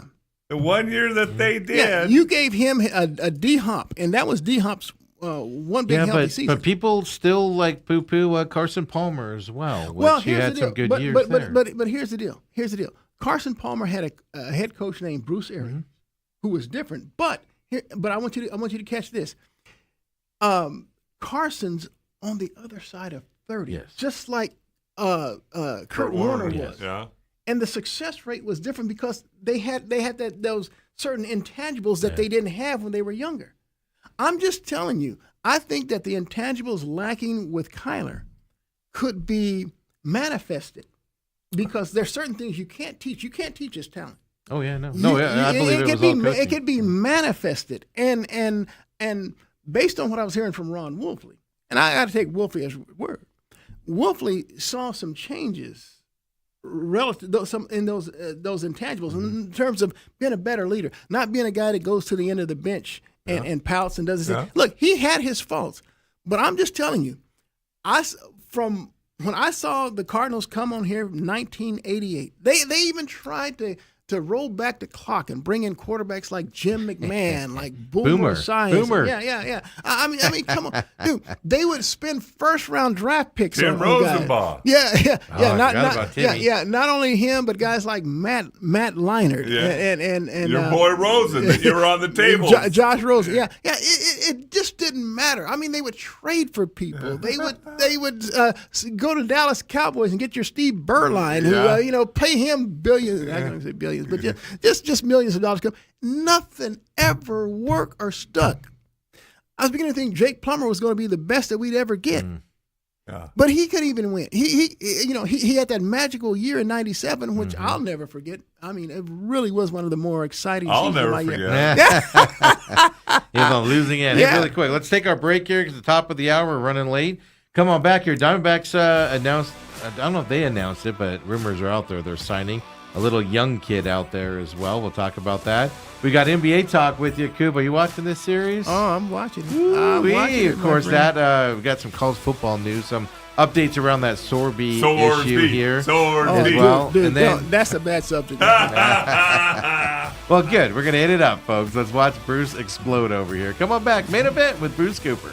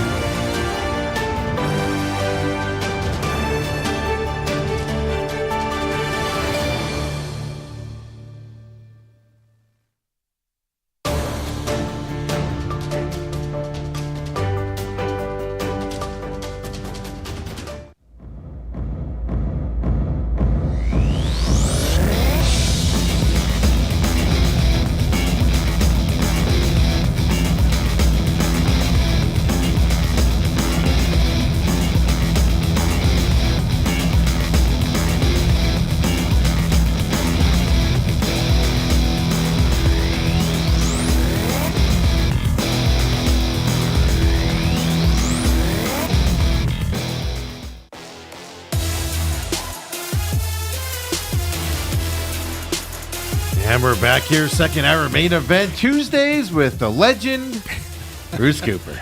Something's wrong with that word. I know you don't like it. That's the only reason I use it. Well, you know what that means. Because you don't like it. It means you're old, Coop. That's the main reason. Coop, I got stories. I remember sitting back on a Sunday night after the Cardinals game at Sun Devil Stadium. My dad would take me, and they were playing John Elway or somebody, and sitting in the loge seats from my dad getting the free tickets and stuffing my face with popcorn and getting home and watching you on Channel 12 afterwards. Oh, geez, Steve, stop 10 years old or so. And was there some other old fogey next No, to that me? was later on. I do remember those years as well. That was good TV. I remember the one I remember the most watching was Manuch with you guys. Was the one. Was that iteration of it as well. The Killer D's. There you go. Killer D's. Dale and Dan. Yeah. Isn't that funny? And then you guys are sitting here next to little old me now. Hall of Famer. 20 years later, Mark Dalton's still sitting over the Cardinals. In that, Well, when you get your lips on ahead. your All right, boss's let's butt go. so There that you go. bad, Okay. it's hard to get out of that. So Hard to unpucker from how that. about we let our guests choose which direction we go, Yeah. whether you want to go NBA Finals or you want to go college Do quarterback. you want to talk the Diamondback signing Jin Sung Yeom, who? the 17-year-old Korean phenom who plays shortstop and pitcher? Only if he's the next Shohei Ohtani. Yeah. Am I interested? But Well, that's way he's too not early. if the Diamondbacks are signing him. He's not. I can tell you way that. too early to tell I now. was just kidding. They did announce that. But 17 years old, phenom, one of the, I guess he's number 2 in the Korean league or whatnot. And Is that right? Okay. Diamondbacks got the rights to him and stuff. But Jacoby Brissett, Josh Sweat at camp. Where do you want to go, Coop? Well, let's get Sorby out of the way, Okay. so we can go back to the The local teams. anger here. Let's go back to our local teams. Finish up on our local teams. Okay. Yeah. Look. I'm Well, sure. we probably have to explain. I know Okay, people go might ahead. not know the update go here, ahead, but go yesterday a judge said he could play this year, miss out the first 2 games. Sorsby is the quarterback for Texas Tech. We even have to go back that far. Yeah, he yes. transferred to Texas Tech this year. Yep. And now they're Big Ten, Nebraska, and I know there's another Big Ten school saying they will not schedule Texas Tech in any sports based off of this. The Big 12 is having meetings out there. Throw up the commissioner's statement yesterday. Brent Yarmark, Big 12 commissioner, said the ramifications of today's ruling are significant, could have broad impacts across college athletics, creating great concern amongst our membership, meaning the Big 12 membership. He went on to say, I've been consulting with our key stakeholders and have scheduled a meeting with our conference AD and our executive board this week. We're also in touch with Charlie Baker and anticipate the NCAA to appeal the order in the next 24 to 48 hours. That won't happen until after the football season, so that's kind of moot there, which is why he's going to be allowed to play. But basically, this is going to be interesting when the conferences start policing themselves now moving forward and stop relying on the NCAA going forward. Well, this isn't an NCAA problem. The NCAA ruled this guy ineligible. Right. He's not allowed The to play. problem is that the new standard is, and we've seen this in a couple instances now, sue, get it judged to go in your favor, and then the process takes so long, you get your way. No, and see, it doesn't matter. you're missing the point, Steve. Here's the deal, people. Sorsby played at Cincinnati, Bearcat. I mean, very athletic quarterback. And so the Texas Tech Red Raiders, who had one of the best teams money could buy from the portal a year ago in the college football playoffs. Well, and they will again this year. Look, they went and they earmarked Sorsby as the guy that would come in and now replace their departed graduating quarterback. He'd be their new starter. So that means they ponied up a lot of money. And now they come to find out that Sorsby has been engaged in some illegal gambling. Look, Mendel and Steve, we're talking about it off air. Look, every player knows going in. I'm not even a player, and I know it. Yeah, you can't gamble. You can't do it. Yeah. This dude did it for 4 years. Now, give him credit for doing this much. He says, I have a problem. I'm an addict. So he's seeking help. But that should not validate or allow him to play now. The NCAA ruled 2 different times because they appealed. They said no. And so this dude can now, based on a Texas judge, people. A Lubbock, Texas. Yeah. And get this in mind. I guarantee you their big money boosters in Red Raider country are slipping this dude some money to make this ruling. Oh, no, it's even worse than that. They're just paying. They have more powerful attorneys than the NCAA has. Well, I'm sure. They're not paying. I'm not going to go so far as they're paying somebody out. I'm sure there's some influence in there, whether it's money or whatever. What they ruled yesterday was that gambling's now legal as long as you can sue to get to play for a year. No. Well, that's what they just did. Well, here's the deal. They said this is what the judge ruled. This is what he said. He was convinced by Sorby's lawyers that this would cause irreparable harm to this guy's future. What the freak, man? Are you freaking kidding me? Man, I about fell out of my chair when I read that. man, I'm Well, about ready to start Dale out. brought this up. He's a first round talent, right? A first top second round talent. What if he couldn't play college football this year and he goes in the supplemental draft? Who's taking a chance on him in a high draft pick position? Well, not in a high draft pick Yeah, position. so no. you all of a sudden he's slipping down to third, And- fourth, and- fifth and round so because you're- of the so gambling worries. you're So he's allowed, irreparably harmed. well, Good. and this is why I don't blame any of the conferences, any of the coaches, anything out there like that. What you're saying is that you can break the rules, and if you have certain stature, or if that's exactly what it's saying. you can now play, and that is so freaking wrong, man. You want to go a Coop, step farther? Well, hold Go on, ahead. Coop. There's two things at issue here, and there's many more, but two main issues to me. The NCAA is somewhat powerless in all this. Now, they come up with the rules, and it reminds me so much because I stood up for the AIA in a lot of situations over the years in Arizona. Because, again, if a family has money, all you have to do is say, I'm going to sue. And they doesn't have $5 million in its coffers with a high-powered attorney to fight all whatever cases there are. Or in some case, like Sorora's case last year, Yeah. 7 different cases. You know, seven different and so lawsuits. Yeah. and so all they have to do is threaten a lawsuit, and now that entity is kind of helpless, rendered helpless. But what's going to be fascinating about this, now again, I think some colleges just start, we're not going to schedule. Yeah, well, I know. whatever. A Big But- Ten school saying that doesn't really matter. But if your conference, the Big 12 conference is now meeting, if they start wrangling in their own, now you've got some power. Well, Dale, I don't think that your mark can do that. I just don't think that even the Big 12. I think Well, you would hurt yourself if you don't play. Yeah, Texas Tech. I think what is important here when you have SEC and the Big Ten, and then there'll be other conferences like the ACC. They'll say, if they say we're not going to schedule Texas Tech, and get this, Dale, in any sport, Yeah, and that's sport, what Nebraska said. it's major. Yeah. It's major. That's how you make. And so you force Texas Tech now to come back and say, look, man, it's just not in the best. Look, I can give you a situation with a Brophy player. I'm not going to give you any names. Yeah. But Brophy, they had. I'm gonna do my best not to use any names, but as people know, ready to bleep this. as people know, there are some influential parents Yes. Yeah. of stature there. Well, a kid on the team. I just put it like this. Without even trying to. Don't bring even tell me clarity. it's sport. Okay, and it's football. Okay, now here's the deal. He was ruled ineligible. Went to court, got an injunction that allowed the kid to play. AIA came back and said, okay, he can play.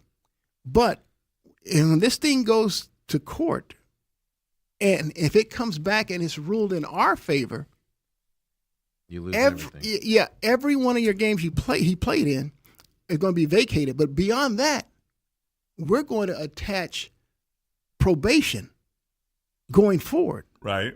And so now that brought it back to the team.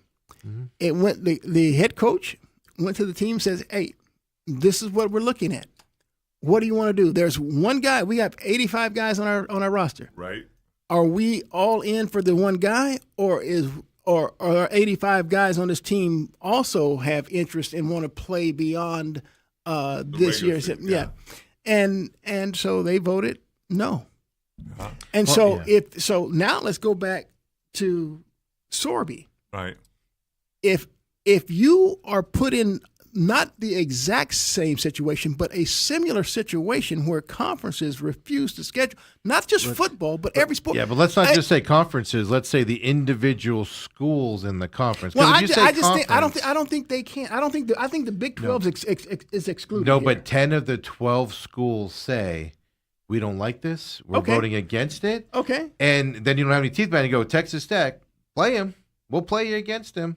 But this is how we're going to act going forward. I don't think that the Big 12, You have even to though play 'em as a conference. even though they could say we don't like it, where every school is unanimous in saying we don't like it.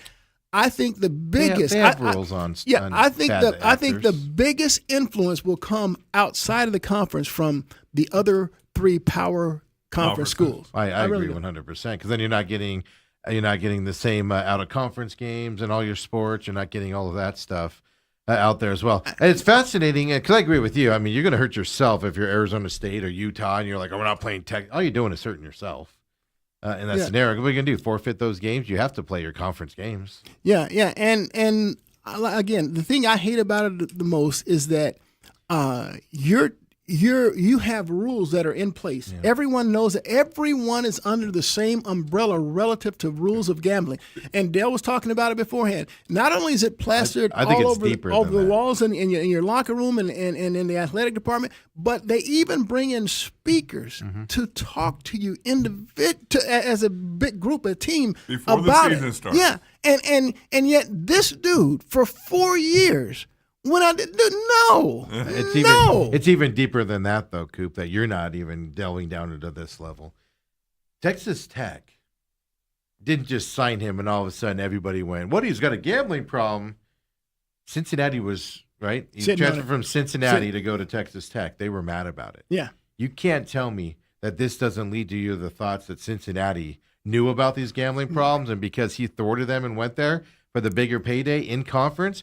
That somebody at Cincinnati didn't start making phone calls. Yeah, and saying, "Hey, this kid's had a gambling problem." I hadn't thought about that, but you're now you got the NIL threat of if you're not on the up and up and you want to leave this school, go ahead and leave the school. Yeah. I hadn't thought about that, but you're right. Cincinnati's been sitting on this. They had to have been. Because why would Indiana sit on it? Indiana could have done it to Cincinnati, right? After he left Indiana. But why? That's the argument. But this is where, to my mind, it goes.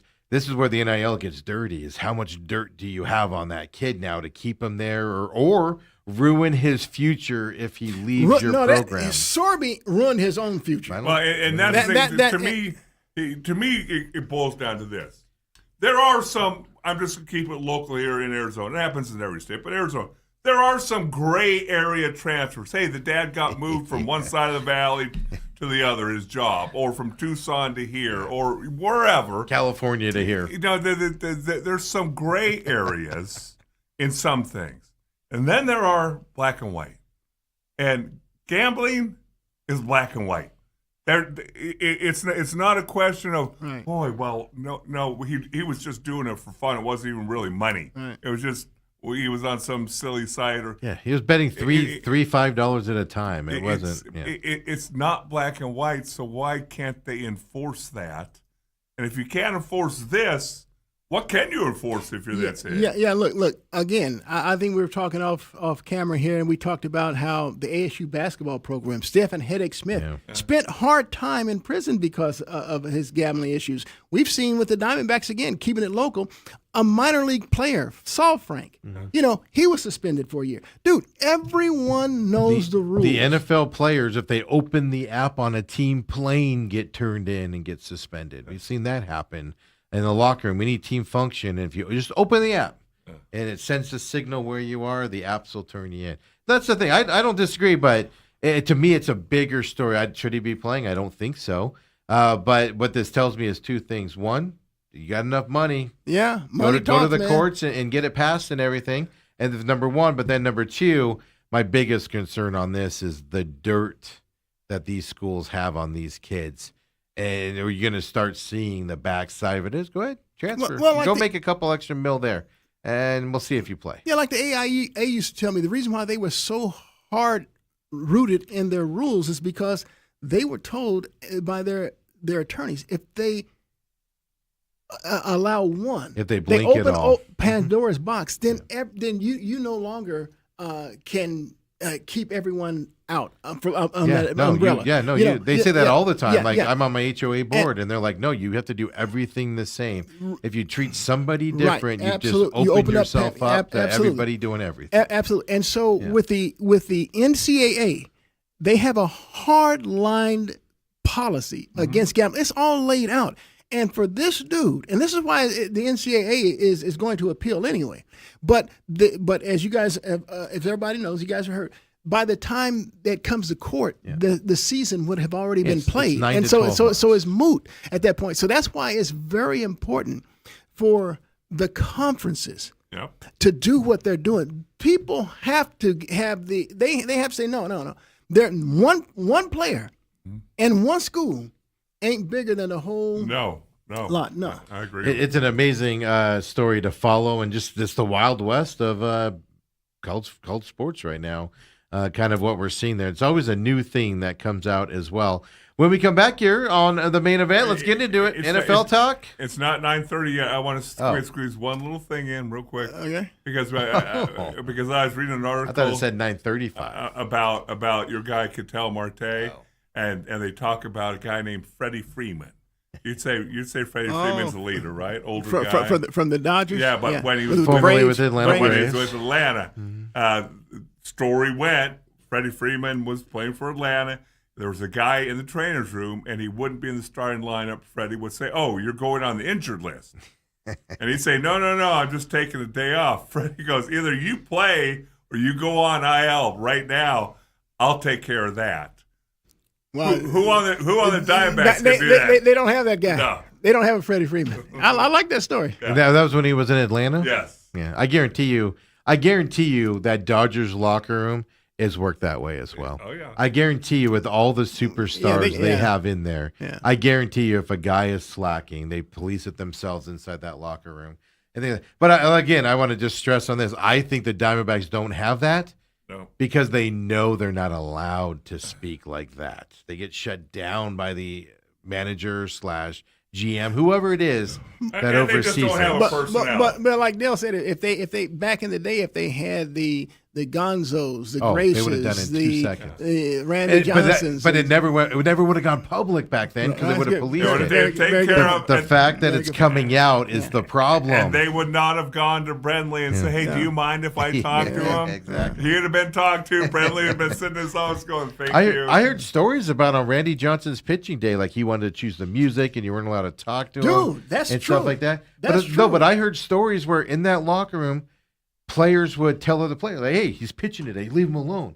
Right. On the days he wasn't pitching, they would tell Randy to, and I'm sure they'd say it in a nicer term, but they'd be like, "Shut up, Randy. You have nothing to do with What today." about Randy didn't really do those on Yeah, no, but if did. he started I've heard stories where he kind of like did things on his off days, and people would be like, "Today's not your day, Randy. No. Move on with your life. We're dealing with this type of a thing." And it's just like, so you can play those games in there, and I just don't think. But to me, say what you want about Marte and taking it off. We all know I have a problem with it. But the biggest problem that I have right now with it is it's out in the media again. And if you had a strong locker room and you had strong management in there, this would not have gotten out of the locker room because somebody would have felt they were being listened to, been effective about it. And one person doesn't just go put this out there. He's probably got 3, 4, 5 buddies on that team also having an issue with it. And he's the one that went to the media, or maybe multiple people did, to talk about. That's the biggest concerning thing to me, because that could tear a locker room apart. When everybody now is going around the locker room going, "Who's saying this? Who's saying this?" Yeah, and not and see, they went to a veteran media member like Nightingale, who's not there who every they day. can trust, who they can Yes. trust, Not a local guy. Yeah, who's not going to give out any Which, sources. you know what that also tells me? That also tells me it was a veteran player that did this. Of which there are not a whole lot. Yeah, You can narrow it down. Dale's right about that. Because a veteran player who's been around the league has history with Bob Nightingale and multiple times and things to that effect. A youngster knows mostly local media and things like that, which tells me the guy that said it is somebody that's probably been around the league a long time. And I know you got to go to break, but beyond that, man, I am really chapped that Corbin Burns has this setback. We haven't talked to you about that, because we have to keep Zach Gallen now. I mean, dude, I was ready to trade Gallen. Yeah, but here's the interesting thing that they did. They claimed they were going to do it beforehand. I don't believe it. They sent Fott down to restretch out again. I believe Zach Gallen is on a short leash coming up here. Well, he pitches today. He does. But I think they're sending Fott down almost like that message thing, right? When you're struggling on the mound, they put a guy up to warm up, and the pitcher sees him, and they're like, "Oh, I better start pitching better." Well, everyone's pitching well except for Gallen. I know. So that's my point. So they sent Fott down to work on some things, restretch out, If Gallen doesn't start going sooner, I have a feeling a move's going to be made, whether trade or something. I don't know. like that. I have a tough time with seeing them deal him at the deadline now, based on what we know with Corbin out. Yeah. What if they went and got Scooble? Sorry. I try to say it without laughing.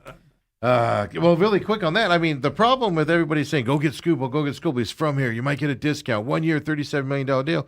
Don't forget, there's a really, really, really good chance there's no baseball next year.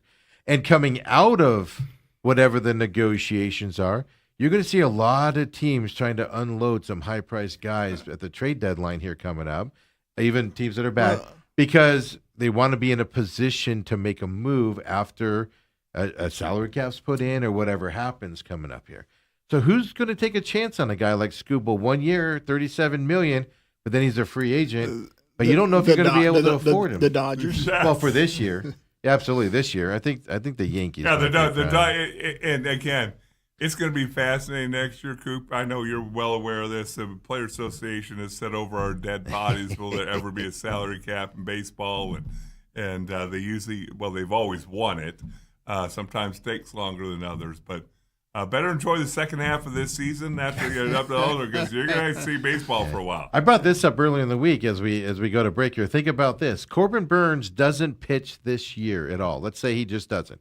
He's trying to get back in September. Think about how long it's going to be since he pitched in a Major League Baseball game. Let's just assume no baseball next year, at all. Let's just assume none at all next year. Just think about this, and when we come back, we'll get Coop's answer. How long will it be since a guy who's in his early 30s right now has pitched a game in baseball because of the injury and the lockout coming up? Come on back, folks. Main event.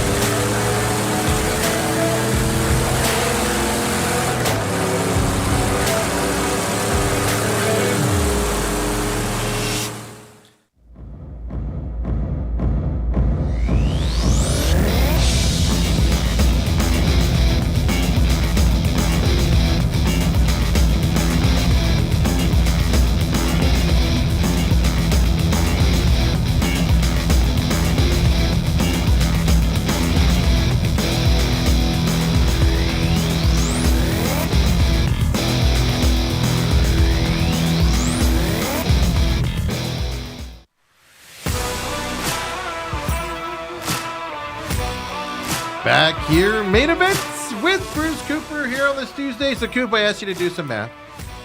Corbin Burns' injury, he says he wants to come back in September. I think it's super important that he comes back and pitches in a few games, because let's just assume no baseball next year, and he comes back the year after that. He's, 31 years old right now, 31, 32. That puts him on the 35 time frame when he does come back and pitch on that.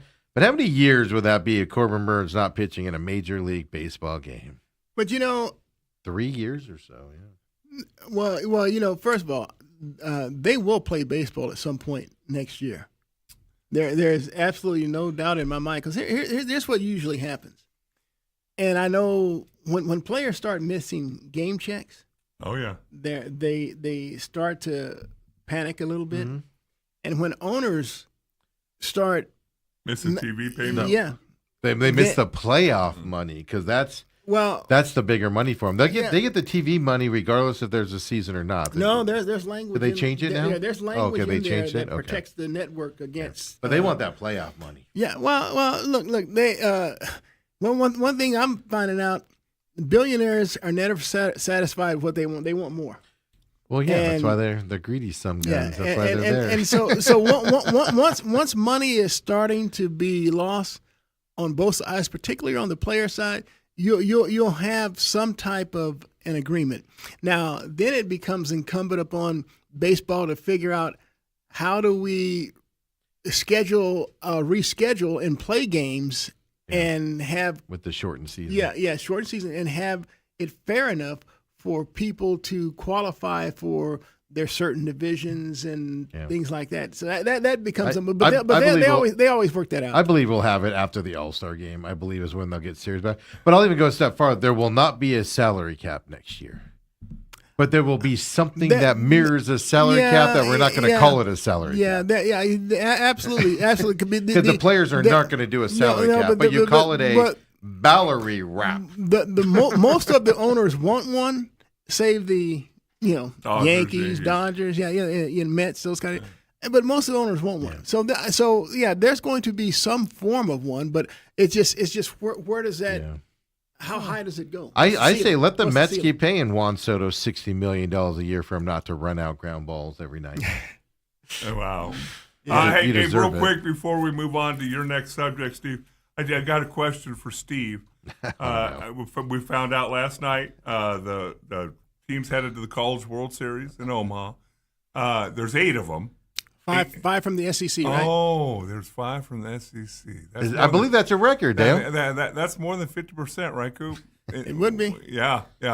And now they're going to put 4 of them in one. They can only put 4 of them on one side of the bracket, so only one of those 4 can come out. Yeah, slackers. If they were good, more of them would make it, Dale. Well, Dale, here's the deal. When you get, of your 16 teams, when they give you 11, 12 in there. Yeah. That's the thing. Your odds are better. It works to your favor. Yeah, but do they give it to them or do they earn it? No, they get half of them. Dale, let me put it to you like this. Before the Pac-12 kind of exploded and blew up, your baseball powers were always in the West. I mean, you can look at it right now. The USC Trojans still have the most. Mm-hmm. I think LSU has now climbed to second, and they've done that just since the calendar has turned to the year 2000. You had Arizona State, Arizona, Texas.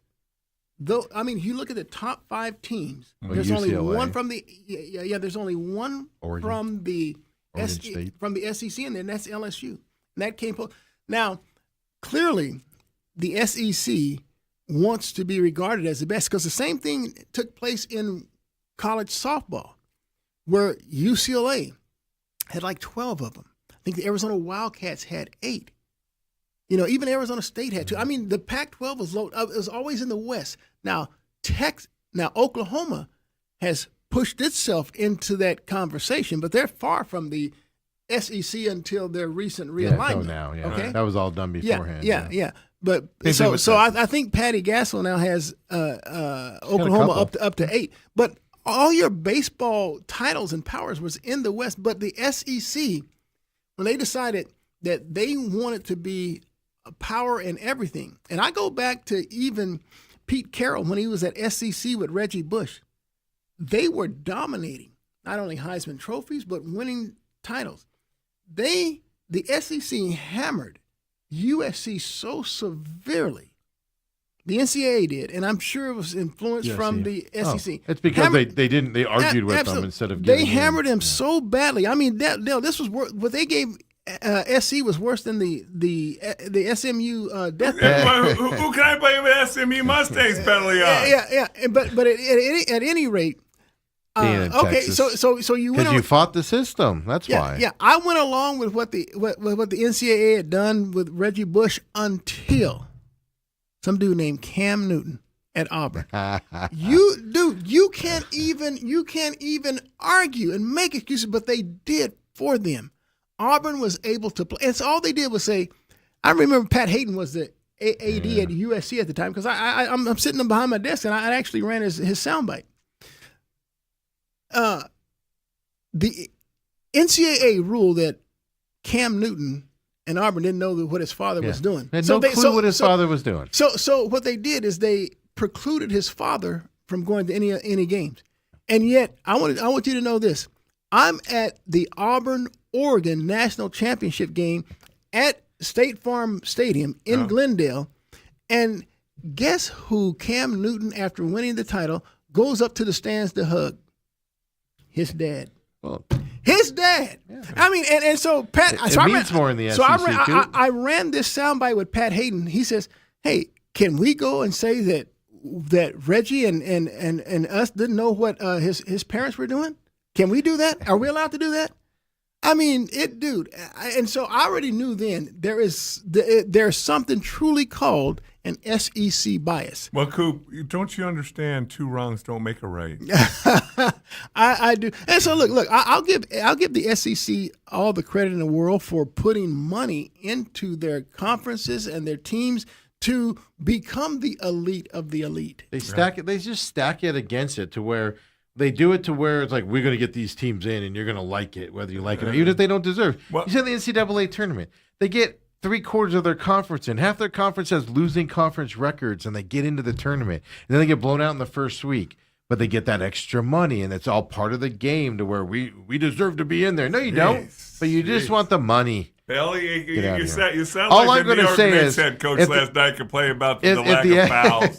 if the SEC was good, they'd get more than just Ole Miss or one of the Oklahoma, Alabama, Texas, Georgia teams into the College World Series.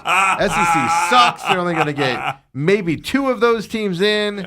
Garbage conference. Well, and then They've got to be better than that. you know that we talked about it real quick. The fact that the SEC split or gave each member school over $70 million from the TV contract.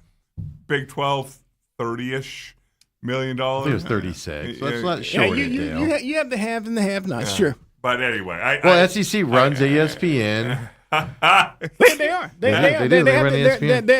They are aligned with ESPN for that because I get ESPN Plus, and so in ESPN Plus, when you go to try to get at the games, they also have the SEC network, and so those are all ESPN. You have to scroll games, through all that stuff. Yeah. No, I mean the SEC. Part of the reason they didn't expand in this last wave of expansion was ESPN was like, we're not going to pay you extra money to expand. So the SEC went, okay, we're not going to expand then. Yeah. They just work hand in hand. It's disgusting. I love me some SEC. Disgusting. I love greatness, Scoop. Watch the bottom bracket of the College World Series. I don't mind. I'm not complaining from this standpoint because I'll watch games. It'll be good. But here's the deal. When it came to football, there was just Nick Saban and Kirby Smart, and every other school in the conference lived off of those 2 reputations. Every now and then, LSU would pop up and do something, but that was it. So, I mean, if you're in the SEC, you get anointed as being a great team because you're in there with Vanderbilt. I don't know. Did Florida win a couple national championships? But how many years ago? 15. That was during I remember during the Steve Spurrier years. And they weren't dominant then. But then you had the Tim Tebow. Yeah. That maniacal fandom. Yeah, you get players that kill people on the field. People tend to not want to play them very much. He didn't go with Aaron Hernandez. Oh, he went straight to Aaron Hernandez. That guy would be like, I'm going to kill you. And all of a sudden everybody's like, I'm out. Wow, the jealousy is no jealousy. It's double standard. There is a bias. I do understand that, but look, that conference they do put a lot of money in those their teams. Facilities are top notch. Sure. Anyway, I just brought that up because I know Rankles him. I saw that yesterday, that the most ever, and I was all yeah. Time to move on. I'm gonna go take a nap now. Is what I did. And here's the deal: not any one of those teams that are in SEC has ever won a national championship. No. It's the first year in forever that there's not a repeat team going to the College World Series. So Georgia's in. They've never won a national championship. Alabama's in. They've never won a national championship. Ole Miss is in. They've never won a national championship. Texas has been 39 times now, I think. But see, that doesn't count.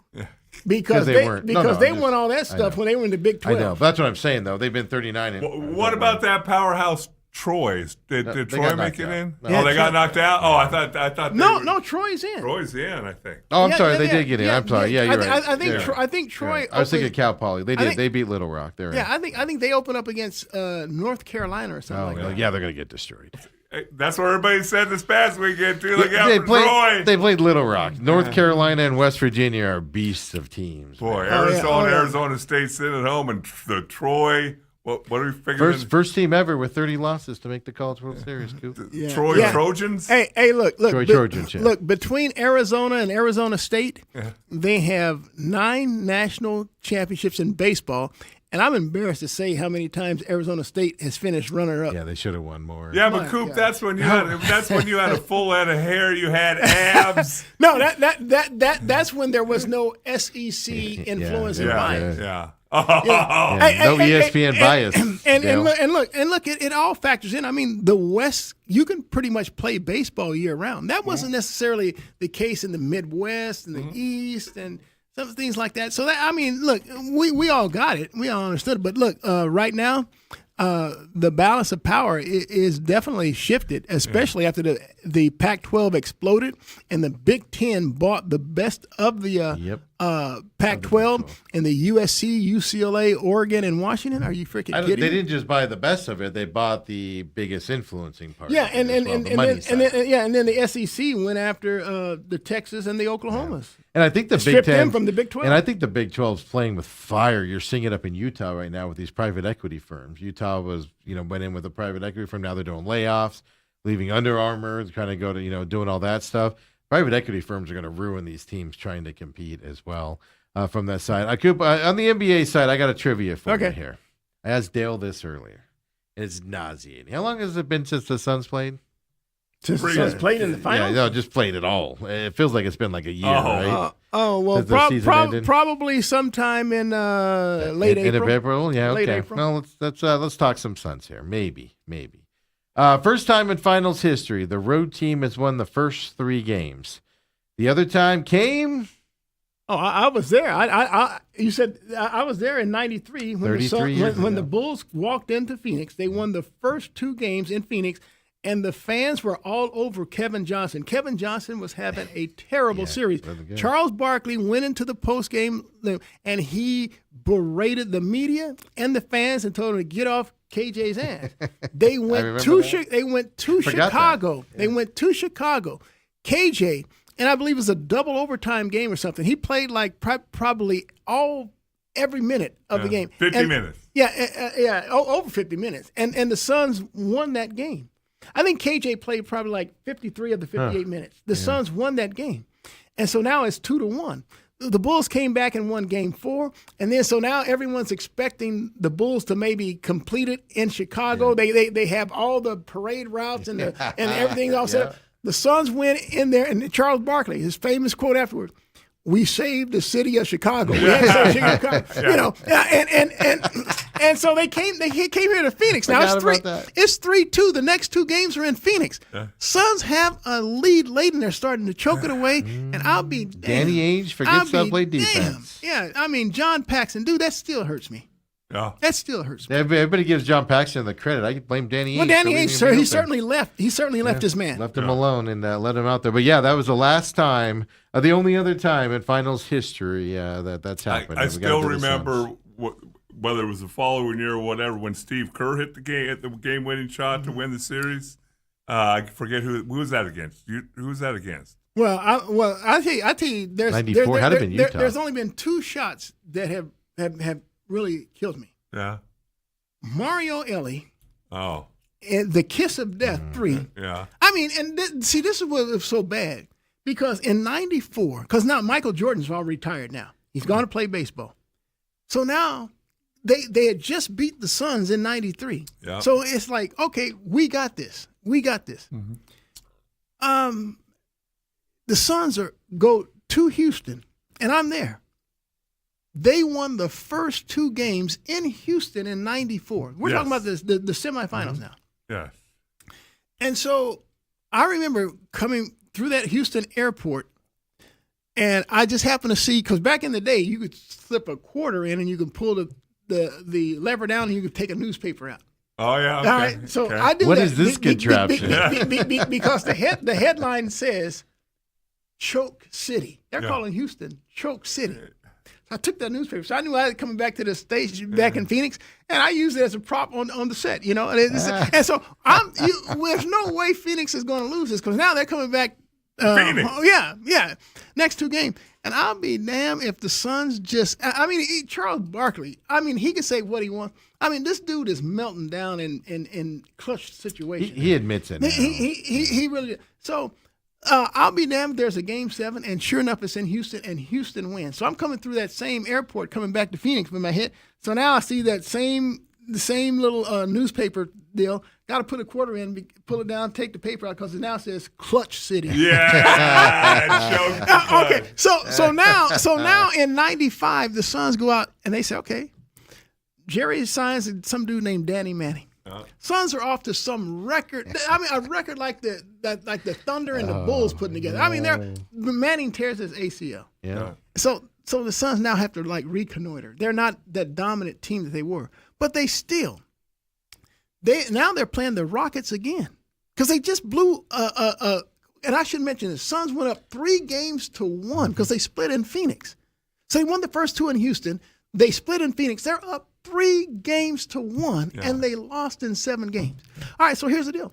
95 now, they're playing the same Bulls. Suns now, they have the best record, and so they have home court advantage. When the first 2 in Phoenix, split in Houston, the Suns are up 3-1. Coming home. Yeah. Game 7 now is in Phoenix. And I'll be damned. Suns have this 2-point lead. And it's final seconds. They kicked the ball to some dude named Mario Ellie. He hit a 3. Kiss of death. Dude, that haunts me to this day. You're talking about it like we're talking about a game last night. Dude, I know. It's etched in my memory. It hurt me to my core. Just like John Paxson. Paxson and Mario Ellie within like a 3-year span. Yes. They took my soul. Well, the story I'll tell real quick. Steve Kerr hit the game-winning shot. It was one of those years the Bulls won the championship. Right. And Michael Jordan passed it to him. Right. And it's a big parade and all that. They got up and spoke, and Steve Kerr got up and he's talking. He said, all right, I'm just going to lay it to rest, give you the real scoop on what happened on that last play. So we're sitting down. Phil says, hey, I'm not real I want Michael Jordan to take the last shot. And Michael looks at Phil and says, Coach, I'm not real comfortable taking the last shot. Well, why don't we give it to Steve? And they're all up there laughing their tails off. And he goes, and so we drew up the play for me to take the last shot. I make it. The rest is history. That's my story. I'm sticking to it. Well, let's put it to you like this. It didn't happen from 91, 92, and 93 when their first 3 peaked. Okay, so it might have been 96. So in 94 and 95, it was the Houston Rockets. Right. When the Suns should have been that guy. Yes. So Jordan comes back 96, 97, 98. So it was one of those 3, the second 3-peat that Kerr did his thing. Yeah, that was hilarious. No, I remember that very well. Yeah, I think they were in the park there in Chicago when he said as well. Damn, that hurts me. Robert said, wasn't Ainge covering Barkley's guy under the basket? No, he slid over. If I remember correctly, he slid over and was double teaming the guy on the outside wing there at the 3-point line, and he didn't follow his guy over. I could be wrong on that, but I remember him being outside. Then he ran late over to Paxton and tried to try to weigh down some air on him or something to cool him down. Well, he might be right. It was either Barkley or Ainge. Yeah. Ainge that left. Ainge definitely left his guy, and that was Paxton getting it. I just don't remember if he went low. I always remember him staying high, but again, I don't. It's one of those things I can picture it, but then you also forget over the years as well. And then Robert says the SEC was ahead of the curve. They implemented NIL 20 plus years ago. Yeah, but it's easier to do NIL when you're the only ones doing it. And then he also says, I know you guys don't like him. I won't speak for everybody else, but yeah, Matt Williams is not a nice human being. But he said Matt Williams ran that locker room. He's the reason nobody pumped in a home run. They all ran around the bases and things. So, yeah. I mean, Matt. They had some leaders on that team. Yeah, I wouldn't put it all on him. I know that they had some problems with Matt Williams over the years, too. Yeah, Matt he had to be talked to a few times. Matt wasn't the easiest guy to deal with. Did I ever tell you a story? I've heard this story. Yeah, this is my favorite story ever. Because it sums it up. I think it's Steve Berline's getting married out here. And he played with Dallas Cowboys. And he invited a bunch of Cowboy guys. So a lot of them were coming out to the wedding for the weekend. I have everybody over to my house. We golf at and call it Country Club. Then come over to my house. I'm grilling steaks and chicken and whatever. I don't know. With wives, there's probably 30 people there. And, cooking and drinking and having fun and enjoying ourselves. And I walk into my house, and sitting at my kitchen table is Matt frickin' Williams. Matt Williams? And I'm like, I look at him and I go, I really wasn't sure who it was because this is 95, 96. Oh, so that was okay. And I go, it wasn't So he was when at after Cleveland. he was here. He And was I'm at like, Cleveland, yeah. I literally said, "Who are you?" He stood up, said, "I'm Matt Williams." Very serious, like, "What are you doing at my house?" And one of the Cowboys guys knew him and invited him. And that's when he was dating the girl from the movie. The one he ended up marrying, and then he get mad at everybody that brought up her nude scene. The Blue Lagoon or whatever the movie. I know for a fact that in the locker room one time they had that playing on loop, and he lost his mind. They also would do it in the hotel. Yeah, so. yes, he would lose his mind. Wow. Okay. Right. Well, I didn't know that story. That's an interesting story. Isn't that funny though? He's just sitting there. It seems like a Matt Williams. Yeah, I'm just sitting at my kitchen table. Come on, man. Hey, really quick, Diamondbacks tonight. Miami series. Miami's not, your dad's Miami team, just meaning they're not the bad team they normally are. What did the Diamondbacks got to do on these bats, Scoop, to wake up in this series? Because after this, you got Cincinnati, who's not a bad team this year. No, hey, look. I mean, they have to jump out. And here's the deal: if you notice that they fall behind early every freaking game, they really do. Yeah, 1-0, 2-0 in the first. Yeah, inning. it's just inning. unbelievable. Yeah. And so, they have to get off to a better start for one. And I don't know what the situation is that I like. I mean, there was a time when the Diamondbacks could get runners at second and third or on the corners, less than 2 outs, and they couldn't get runners in. Yes, lots of runners left on scoring. Now they can't even get those runners on base. Yeah. So it's like, oh my gosh, that was my biggest going on? complaint for the longest time is runners in scoring 2 for 29, 2 for 24 for the Diamondbacks. Now they can't even get them on now. Now it's like 2 for 4 because they never have anybody on second. I mean, it's like, wow, man. And here's the deal. I mean, I've seen slumps. But this is a team slump. But this I is mean, what they everybody. do. This is what Torey Lovella's team. Remember the World Series year? That July was the most atrocious July you've ever seen baseball players go through. Last year, I believe it was May timeframe, end of May, beginning of June timeframe. Then with that big slump, this is what Torey teams do. They go into these giant slumps and can't get out of them for a long time as well. So I was just curious what you thought on that. Interesting enough, the MajorLeagueBaseball.com top trade prospects for each individual team. Steve Gilbert lists Jordan Lawler as the trade guy this season. No, I'm not trading Jordan Lawler. Not trading Jordan. Look, you can get depth. No, you don't have to sign steroid guys. No. The guys that I'm trading, Lourdes Gurriel, and I'm also probably going to trade Pavin Smith. You got Pavin Smith being on this team just disgusts me. There is no reason. There is no reason to trade a young stud like Jordan Lawler. I mean, this guy, you're finally going to give him consistent playing time, even though he's injury prone. No, look. He. But I agree. But every one of his injuries have been legitimate. And you can say he's injury prone. And but I agree with that. His injuries are happening because he's putting effort out there. Yeah. Look, he's getting hit. He's getting hit by pitches and things like that. He pulled his hamstring last year. Getting a triple or double or whatever it was. Yeah. So it's effort or bad luck that's getting the injuries. So I agree with you. I got to believe that at some point he's going to be able to put that behind him, and maybe he's putting too much pressure on himself, trying to make the big league roster. But he came out of the with the big and he was starting and was doing well. Well, last year they didn't give him a chance. They called him up and he got like 3 at bats in like 40 games. Yeah, and then made a pinch run. I just found it interesting that Steve Gilbert said that because I'm seeing names like Gurriel, I'm seeing names, Gallen, I'm seeing those types of names, and Steve Gilbert saying, but a lot of that has to do with the outfield depth that they have. Yeah, and I understand that, but I'm going. This is what I'm doing. I'm going Corbin Carroll in right, Jordan Lawler in center, and Ryan Waldschmidt in left, and my reserve outfielders are going to be Tommy Troy and if I have to use Barossa in there, but Barossa might be the guy might be the guy that goes down. He's the guy. He's the odd man out. He's like Tawa. He's just an odd man out right now. My problem with Troy in that position is I feel like he needs more consistent at bats and stuff like that. That's my problem with keeping him there, which I guess is why you could keep Gurriel as a DH. Gurriel is a No, DH. Gurriel is gone. I don't dude. disagree with you. He's gone. I don't disagree with you, but him and Pavin Smith. Fernandez, they say Fernandez hit a wall. That's why he had to go down. Well, he hit a wall because you weren't playing him anymore. Yeah, he wasn't playing consistently. You're sitting him down at that all of a point. sudden, the time that he was getting was going to Ildemaro Vargas.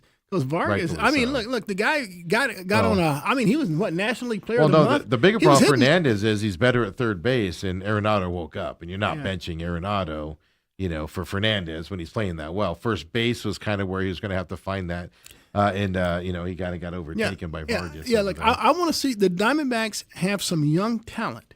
Yeah, play That him. the only and they need to play. They need to be on the big league roster, getting this experience as you make your way through this playoff chase or postseason that's coming up. They need that experience. I'm not interested in giving that time to Gurriel. I'm not interested in giving that time to Smith, and certainly not Santana. I mean, I don't know why they're keeping him on a 60-man roster. Man, just DFA the dude He's what, now. $1.5 million this year or something? Yeah, I mean, it's you not waste more money. just DFA the dude. It's a cup Stop of it. coffee. to I'll cook buy million and a half. $1.5 million worth of nachos at the stadium to support that move. Really quick before we take off, officially, Jacoby Brissett and Josh Sweat showed up to mandatory OTAs yesterday. Now we don't know. I think Brissett's going to be a hold in. I'm going to assume Josh Sweat is going to be So we don't know. also. In no report if they That- both that hasn't- participated today. Practice was today. Is this Yesterday morning, was just so. show up and do whatever day and stuff. So we'll have to find out. No reporting. I just did a search. No reporting on if they were actually on the field out there. All right. Well, we can obviously that's a story that's going to be around for all summer, so we can figure No, out. they're not going. They're going to. It's going to go into training camp. Right. That's what I'm For saying. All summer. Jacoby Brissett's going to hang out 2 weeks into the Yeah, season. and are you going to trade Josh Sweat? What can you get for him? I'm not trading Josh Sweat. Hey, the only, and the reason why I think I said it before. The reason why I lean towards Gardner Minshew is because I'm a guy that likes mobile quarterbacks. Yes, guy move around a little bit. Yeah, So that's why I like Carson Beck. it's just like we talked about it I think last week because the trade had happened. Here's the Rams going out and getting the best defensive player in the NFL. They were a couple plays from going to the Super Bowl, and the Cardinals are having a contract dispute with a 1-11 quarterback. And the offense did look better with him, but they still won one game. I do have to real quickly call my own self out. Okay, because Take a note, everybody. Because I don't do this very often because I'm not wrong very often. I've always said, you tell me the next NFL offensive line, because there's some knuckleheads in college, but NFL offensive line who gets arrested for domestic violence. We just don't. We didn't, and we don't. We're protectors. We protect people. Who threw somebody through a wall? Who broke the mold? This left tackle from the Rams, Alaric Jackson. Oh, Alaric Jackson. Alaric- I think he played locally here. Okay, I think he did. I can't remember. Okay, well, you look at it while Maybe not. While it says he was suspended 2 games in the NFL by the NFL a few years ago, but for recording a girl without her consent during sex. Oh, what? But this supposedly he thought a girl was videotaping him. He wanted to grab the phone, take it away, hit her on the hand, the arms. But he got arrested. Booked in to jail at 4:30 in the morning. Yeah. Released on $50,000 bond at 7:20, and I'm like, that blows my whole theory up in the way. Offensive linemen do not get involved in domestic violence. Coop, it's even worse. He's not a local kid. He grew up in Detroit, so Okay. that explains it. I'm juxtaposing him with a guy that played. Oh, I know who you're talking about. I think maybe a Mountain Point. I can't remember. Yeah. And Maybe he was being a protector. Of himself. Yeah, exactly. Don't have me on camera. All right. Wow, Dale. So one of your boys let you Yeah. down. Huh? You don't judge everybody because of one person, Dale. We still think highly of you. We'll It's see a what comes of consolation. it, but he did get arrested. So Yeah, $50,000 bail is what I think. Yeah, Yeah, $50,000 bond. Him and Coop Oh, need to have that in their couch cushion for crying out loud. That's felony. Wow. It's felony too. How Is he about the that? starter for the Rams? I don't think. Yeah, Is he the starter? Okay. He's their left tackle. All right. I wasn't sure if he was starting still or not, but Signed a 3-year. well, there you go, Coop. Dale. We're gonna end this on Dale being wrong. Yeah. Yeah, you can. Yeah, and he admittedly wrong. I know. And this guy wearing Texas gear in here. Yeah, I mean, Diamondbacks, wake the heck up. I got plenty of gear of you in my closet. Just wake the heck up. Why do you have a Texas jersey out of curiosity? You know, this was actually given to me to throw out the first pitch at Surprise Stadium. Oh, okay. Well, that makes sense. Then. Oh, you never talk about that. Was it a strike or was it? Do we have video? You know, Dale, I don't want to talk about that one. You know, because Troy Aikman was a part of like a 1% owner of the Padres, and they had him throw out the first pitch of the first game of the season. He should do well. He's a quarterback. He should. He said it's the most. He said I was more nervous throwing out the first pitch than playing in the Super Bowls. Wow. And he was a first-round draft pick out of high school to go play baseball. But he said that is nerve-wracking. Troy was a first-round pick out of high school? Yeah. Is that right? Yeah. I didn't know that. Yeah. I'm just looking at Coop. Everything's on the internet. I have it pulled up here. He's warming up here. Oh, He's warming up. Oh, shit. He's warming they up. put that up? Yeah. No, There goes the interview of Coop right here. No. Guardians Rangers game. He's talking right now. Is this No. okay? Oh no, this is getting retweeted out here, folks. No, Channel 12. no. That's the problem with working for a news station. They obviously sent a crew out with Oh, you. my God. Oh, Here we my- go. I'll retweet this out for everybody. Let's get Coop's reaction on his first pitch here. Oh, no. The What did 41. you throw? A fastball or did you throw a little curveball? You're not even on the mound. You're not even on the front of the mound. That actually was a pretty nice curveball right there. That was a strike. The gravitational pull. Look at that retweeted out here. March 13th, 2024. Oh my gosh! 12 News had that. I Look at didn't that know retweeted I out. don't remember that. They did me wrong. Yeah, I'm gonna say they. You were the boss there too, and you allowed them to come out and. Hold on, record is he you. throwing from the grass or He's he not at least from the got in the grass. dirt? No, he's on the grass. Not even on the front. He's in the Good. grass. Hey man, let me tell you something. So Yeah. I It's a had, nice throw. I had to throw out one for the Diamondbacks, and Luis Gonzalez gave me so much garbage. He said, "Dude, He was making me if feel I bad. catch you in front of the grass, he said you're not allowed." So I had to go on the mound for the Diamondbacks. Yeah. And yeah, that's the one that I don't want to talk about. Did you bounce it? Oh yeah. See, I'm okay with bouncing it. It's missing 6 feet to the left or Oh, right. I did that I'm not. I worried did not about. pull a 50 cent. Yeah, that's what worries me. Like I'll bounce it because 90. You don't understand. 60 feet's far. You're on an upper mound. If you don't do it all the time, you don't. I'll understand bouncing it or throwing it a little high, but it's when you throw it 6 feet to the. It's like, what are you aiming at? that you throw it way yeah, from there. yeah, I All right, well, go find that opening there. That thing. I'm gonna retweet that out for everybody at the main event Twitter site there. Everybody, thanks for joining us here today. Coop, as always, thank you very much. For everybody else, have a great night, and we'll see you tomorrow as well. I can't believe you pulled that. And it doesn't take long.